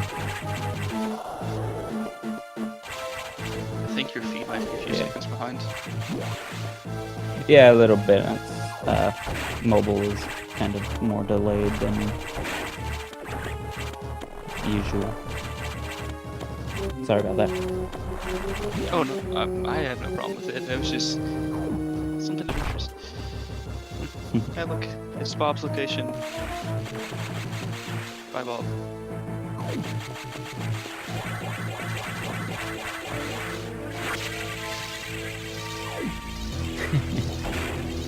Not even mockballing, that's right.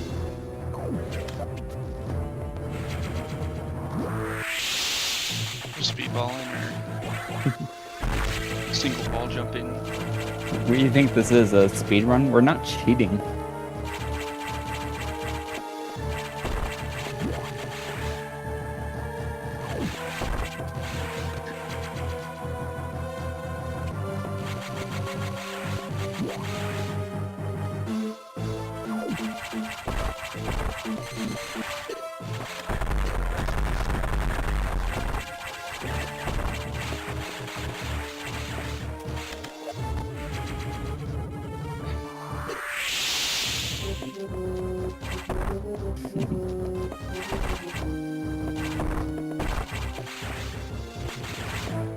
I hate these blocks in Sector 5. Those ones, like, escaping from those pirates. Yes. You gotta screw attack through the floor. It's impossible to get through the floor, I swear.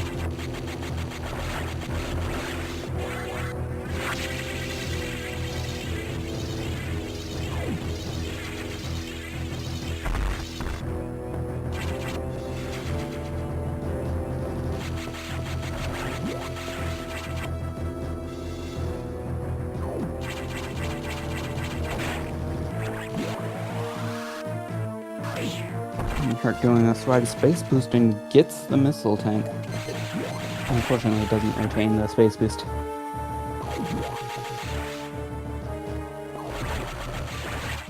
It's still faster than going all the way past the missile tank and not getting it.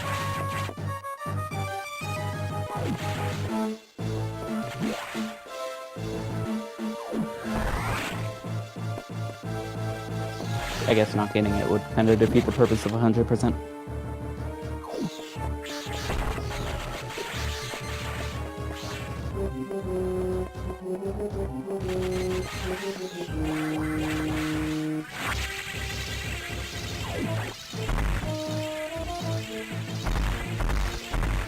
That's opting to Shine Spark into this room. A much safer option than the space boost.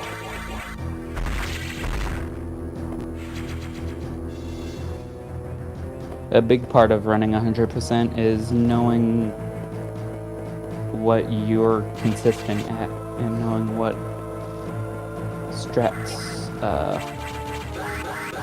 like what fast strats to go for at your own level.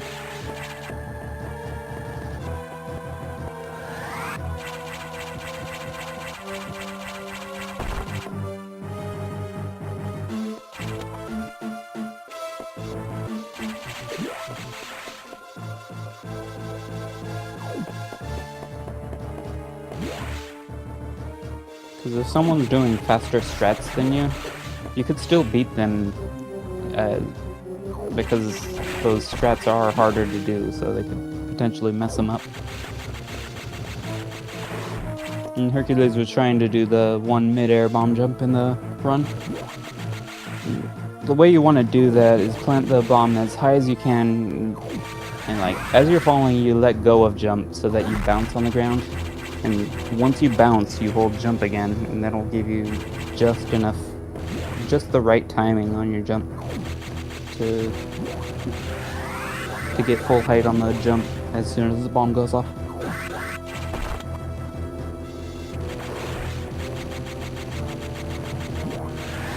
The reason you have to do that is because you're unable to grab ledges when power bombs are going off because it shakes the room.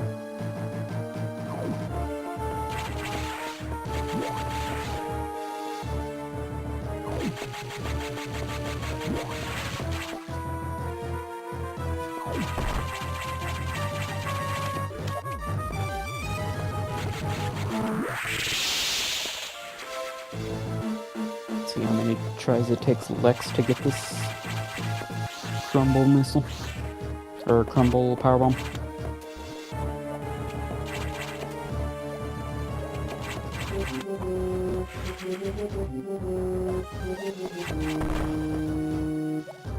Only 2. It's pretty good.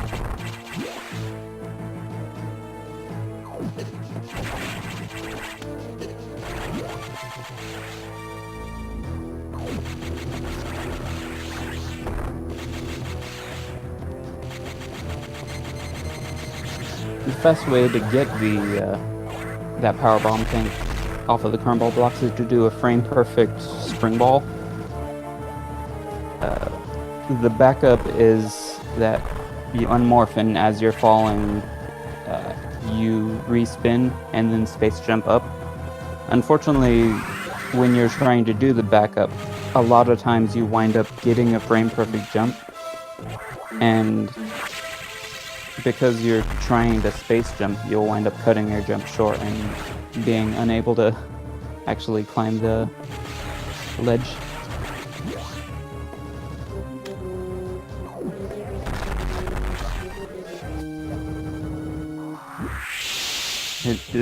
It's a bad feel.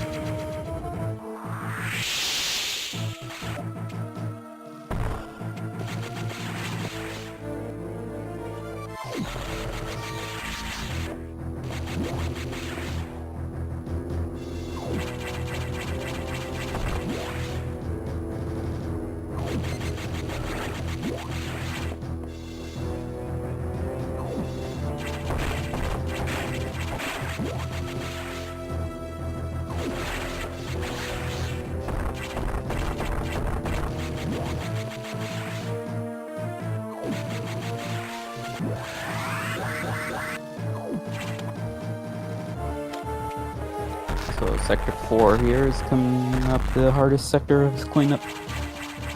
Just to shoot out these missile blocks. At least 2 of them. And then screw attack these blocks without grabbing them to go as fast as you can. You don't want to stop falling. And then he makes it through all the way to sector 2. This is a really good sector 4 cleanup by him.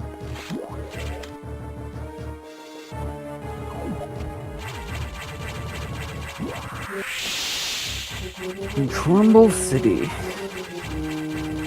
What can you say about Crumble City? There's a lot of places that can go wrong.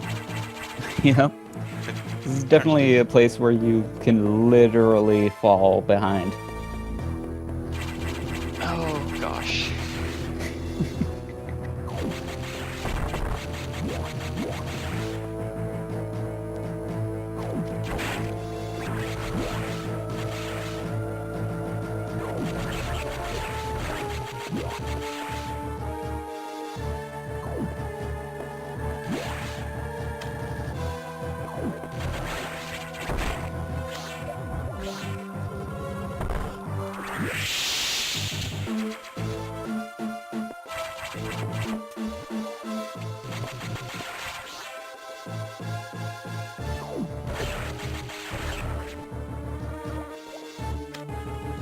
On Hercules getting the space boost through to the power bomb in Sector 6. Or one of the power bombs.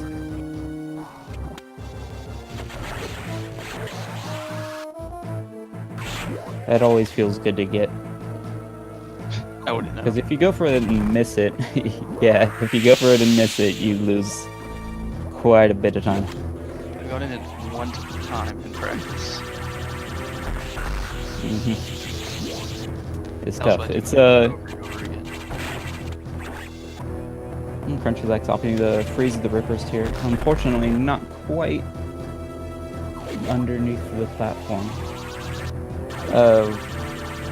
As I was saying about the Sector 6 space boost, one thing that makes it considerably easier, or, well, more possible, is you can actually shoot the beam without breaking out of your spin by charging it up and then switching to missiles by pressing R. And that'll release the shot without an animation, so you continue space boosting while opening the door at the same time. You could also screw attack that block in on KrunchyLex's side. Oh, several seconds ago now.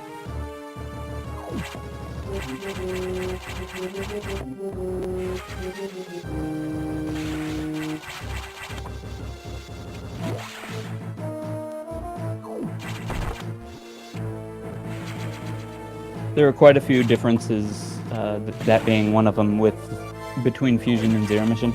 Unfortunately, you can't do that R shot in Zero Mission anymore.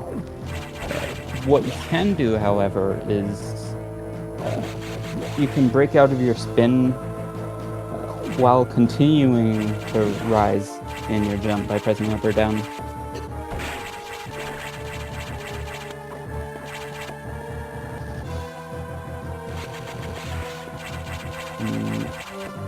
I think that's useful for something. I don't know what, because I haven't ran that game at least 100% in forever.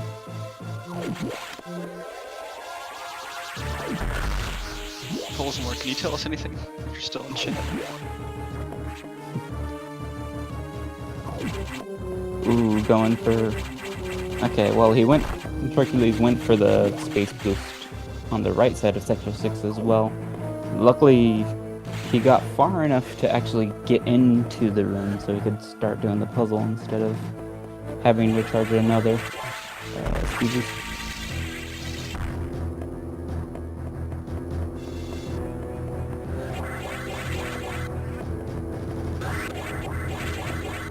And Lex opting to get the bottom missile at the end of Sector 2 instead of wrapping around from above. There's a really difficult trick that you could opt to do by storing a Shine Spark on the pit blocks right after this power bomb tank and optimally falling down ledges to be able to Shine Spark through the blocks below.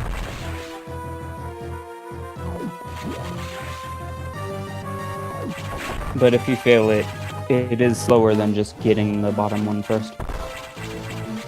So, knowing his limits, he just goes for the much more reliable strat.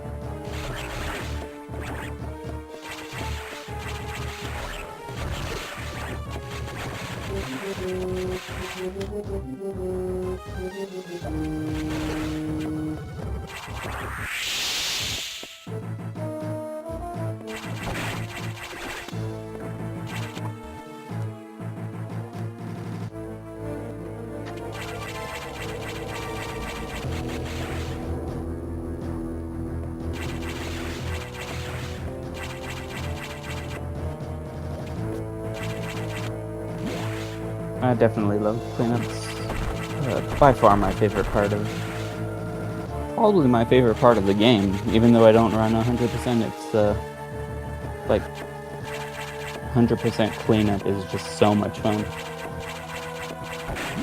It really is. You finally can just go blaze through all the sectors without fully powered Samus, just collecting items like crazy. You don't have to tech smash. Yeah, that's a huge part of it.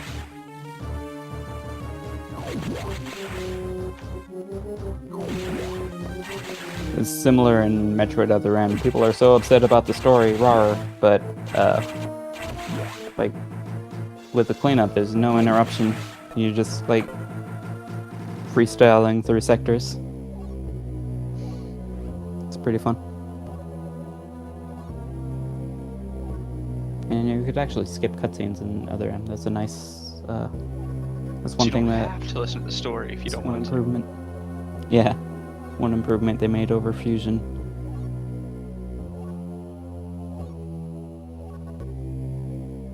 And the loading isn't nearly as bad as Corruption either.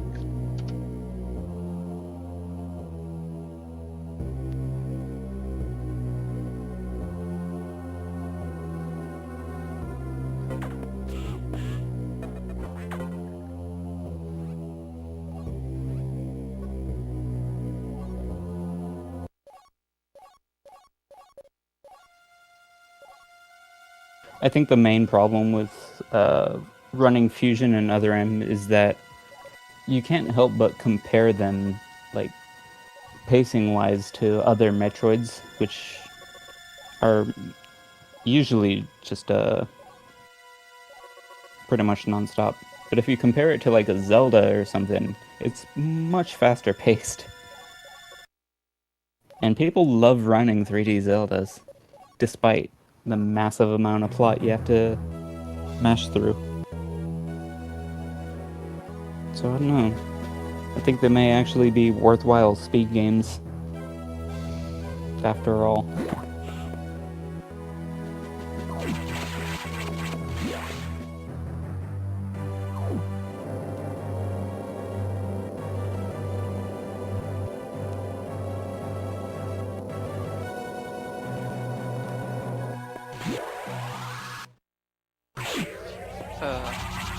I think last race Crunchy did not go for sacks, so I don't think we'll do it this time. Oh. Did you go for the horizontal strat? Yeah, horizontal strat. Yeah, okay. He fired missile too late. It's a really tough timing. It is kind of an important thing to get down in a speed run, but as you can see, he can make do with just I don't want to say casual strats, because this is something you kind of learn to do. That's a pretty good strat for any beginner, for sure.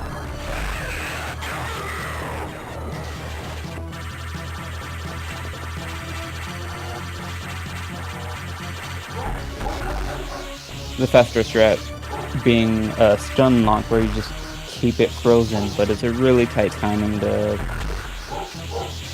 wait for your beam to fully charge, then fire it and immediately fire a missile, and then immediately after you start charging another beam. I can see why some people don't go for it. It just saves so much time. And especially in 100%, it's very little cost. You have too much health. It's really hard to wind up dying if you actually know what you're doing. If you have such backup, like Lex does. For a lot of runners, actually, a lot of runners only know the stun lock method, so when it breaks out, they start to panic and they can get into some serious trouble. But knowing multiple strats from is really useful.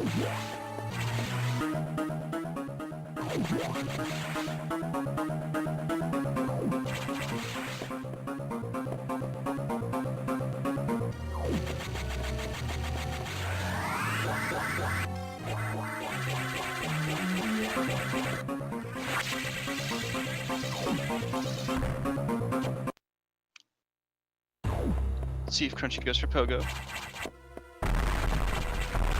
Nope. He didn't get it. Dang. That's really tough to do. There's a really tight shine spark you could do along the top of the room, or a really tight space jump to get over the claw that's as difficult as Crumble City. And you only get one shot at each. Minute to destination.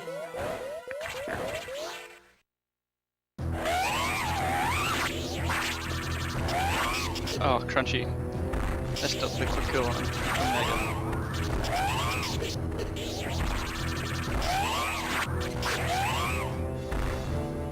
It's tough. This is one of those instances where shooting too fast can work against you, because if you shoot faster than the cooldown of the beam, your shot doesn't register.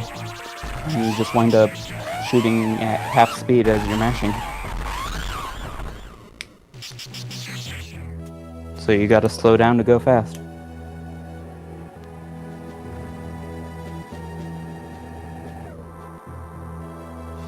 But he finishes it off.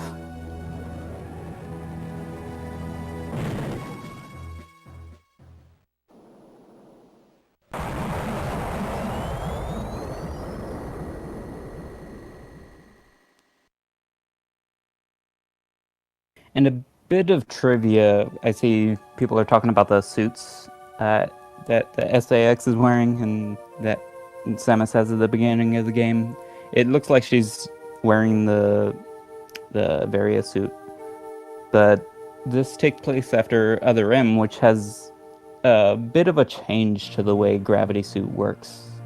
Instead of just changing the color of the suit, I think it has the cosmetic changes, but except for the color, it just adds a purple kind of force field whenever it's activated.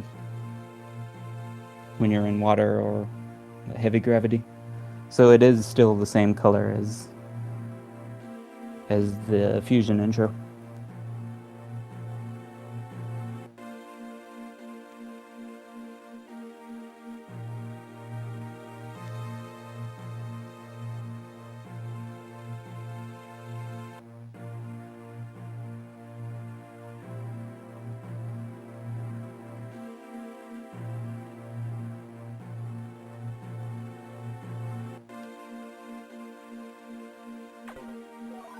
Why'd everyone get so quiet when I came in here? Hey, welcome. Oh, hey, Crunchy. I wasn't sure if you came in yet. Oh, Good yeah, I'm job. here. Congrats. Did you know that? I hear this. It looks like this is a PB for you. Well, it's an Tuesday. RTA PB at least. I don't know how. That was the first half of that run was maybe just want to crawl under the sofa and stay there. But somehow I managed to my cleanup was saved me, put me a minute ahead from being 13 seconds behind. So hey, whatever. Yeah, I was noticing you were doing a lot of strats in that. They were safe strats for sure, but you were getting them first try, and that's really the important part of cleanup. Yeah, the other Been doing strats. a lot of experimenting. I'm sorry. Have you experimented a lot with the other strats? Not yet. At this, I actually was. I'm hoping to. I think I can get a 120 IGT with safe strats first, and then I'll start trying to add in the other ones because there's enough stuff in my just basic that's right. movement that needs a lot of work that I want to focus on that before I start worrying about like saving a few seconds with really unsafe strats or anything like that. That makes a lot of sense. The movement alone will save you time throughout the entire game. Yeah, and also giant Korax because that fight is the bane of my existence.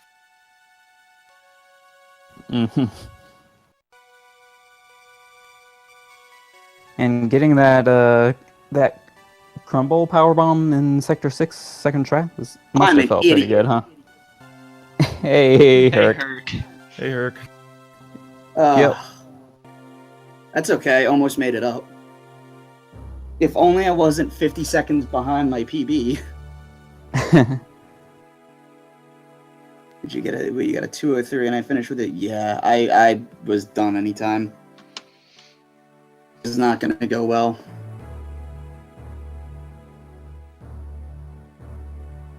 Yeah, it's a hard game for sure. That's a really tough trick. I'm surprised, like,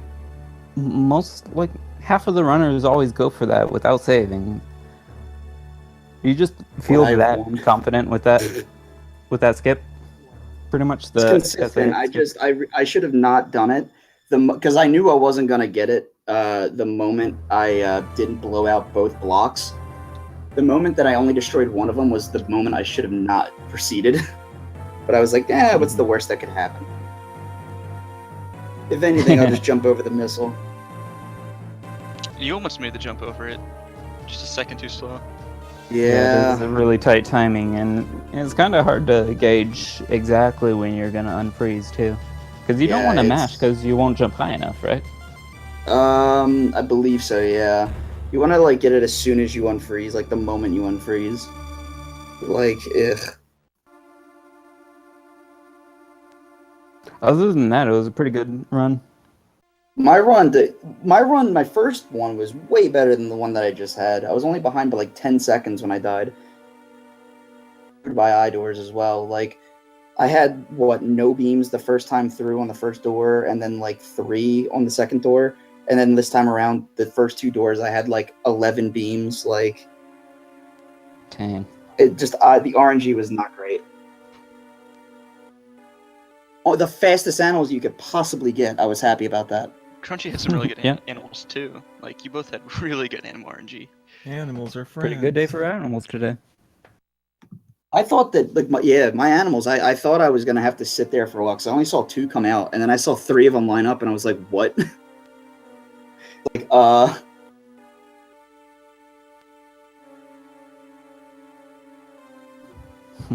game's stupid. Yeah, at least you got those space boosts and cleanup pretty handily.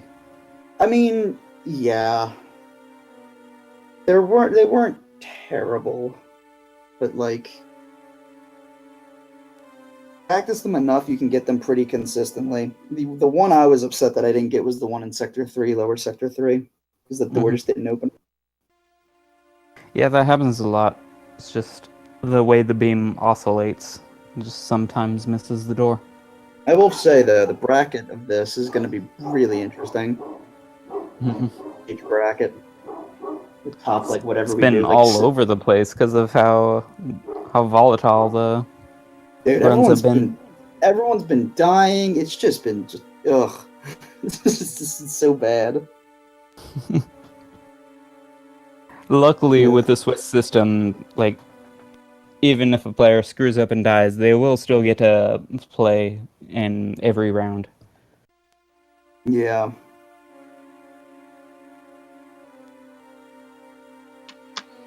It's the last buy as well, because everyone has to take at least, well, not everybody, but there are 5 people that get buys. So it's going to be interesting to see who gets that with the way the standings are going to end up. I lost the Paulsmore and Lex, and I beat 2 people that, because they conceded their matches, that I might have won anyway. dang.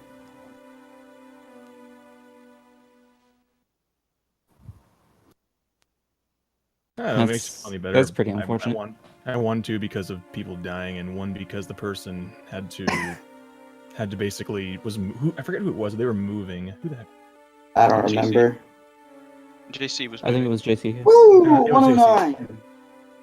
Nice. 1 minute slower than my actual PB on English. And that's as fast as my PB, so great job. Checks out. Yay. I have work to do. to Beat get the that SDA well. time. That's a pretty good goal to reach for.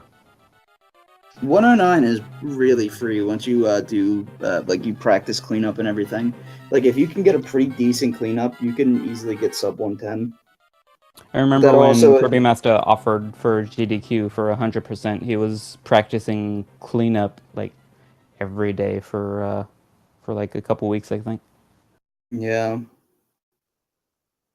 I'm at 100% this time since I actually am running the category now, as opposed to the last like 2 years 100% hard. when I wasn't. 100% hard. Ew.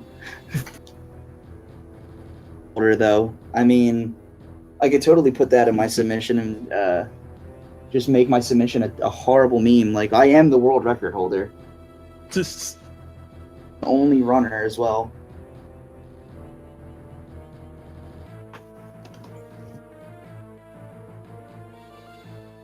That was commentary, guys. How'd you guys do? It was pretty fun. We were talking about dogs, hot dogs, Oh man, I should have listened. actual dogs that were hot. I was All kinds of things. It was great. shoot. I'm gonna have to watch the VOD then. Yeah, how man. how the different soups in Metroid compared to different condiments. Yeah. Oh, Oh man, talking about food. I'm gonna get myself a hamburger or something. yeah, I haven't eaten dinner yet, so you guys are making me hungry. Can we stop and like switch subjects? So coming up on speed gaming, I have no idea because I've been trying to pull up the schedule and switching to the wrong tab. I believe it's you got- LADX. Woo. Yeah, I got linked to the past LADX? entrance shuffle on Sweet. the other channel, and I don't Oh, think sweet. there's any more LADX tonight. Well, any of the Zeldas, Oh, A Link to the Past is already on the other channel, huh? I'll What's stream that phase 100% on? hard later for you. Oh, thanks, man. Please, someone needs to get on the leaderboards besides me, Nice. please. I don't deserve it. Alright, so thanks everyone for watching. Thanks to let's see who we got on here. We got Terror on item A bunch tracker. of bad Thanks for that. Jason Knight for co-commentating. Thanks to Lex and Herc for racing. Thanks to the SAX for counter. GG Herc, sorry competing it had to well. go the way it did. That's all right. I just wanted to make it close. You had me sweating the entire time because I'm like, I swear to God, if he catches up to me and passes me, I'm never going to play this game again. Did you know that I died? Yeah, Yeah. I was watching in chat. And So I'm guessing you dude, took that. You take cleanup like super safely then. Well, that's what I usually do anyway. But I ended up actually having one of the best cleanups I ever had. I went from being Dude. behind to being way ahead after cleanup. Dude, congrats. Dude, good for you. I'm glad you got a PB though. Like, Yeah, it feels pretty good. Still feel like there's a lot of improvement to do, but even small Mhm. improvement feels good at this point. dude, heck yeah. Hey, for a really long time, my fastest single segment was 125. So in game time. So there's always improvement. Yeah. And thanks a lot to Fizzle for doing the stream and running like basically every tournament ever. Dude, he's a Yeah, bro. nice.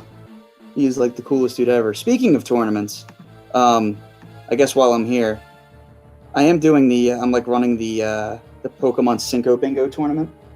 Oh, nice. Guide and everything. If anybody actually wants to like hop into that. So it's like bingo, but you gotta get 5 either rows, columns, or diagonals. Yeah, you have to get 5 bingos on one card. Sounds pretty tricky. So you basically choose which you're not going to do instead of which ones you're going to do. Sort of. And to make it even spicier, we're using randomized ROMs of Crystal. Nice. These are random. The the field TMs are random. And that Like- brings a purpose to the actual map in the game, doesn't it? Because it shows you where finding the wild info. encounters are. Yeah, finding info is like really, really important as well. Like on trainers and just finding random stuff that's on the card, and it makes routing like super interesting. We actually had to like remake the card as well. That should be on Bingo Sync. Tournament. Cool. So more randomizers to come. It looks like. Definitely starts in October 19th. Oh, that's pretty soon. Nice. Yeah. Until then, we got some link to the past randomizer going on the other channel, so tune into that. I know I will. Bye, internet. See Good ya. night, everybody.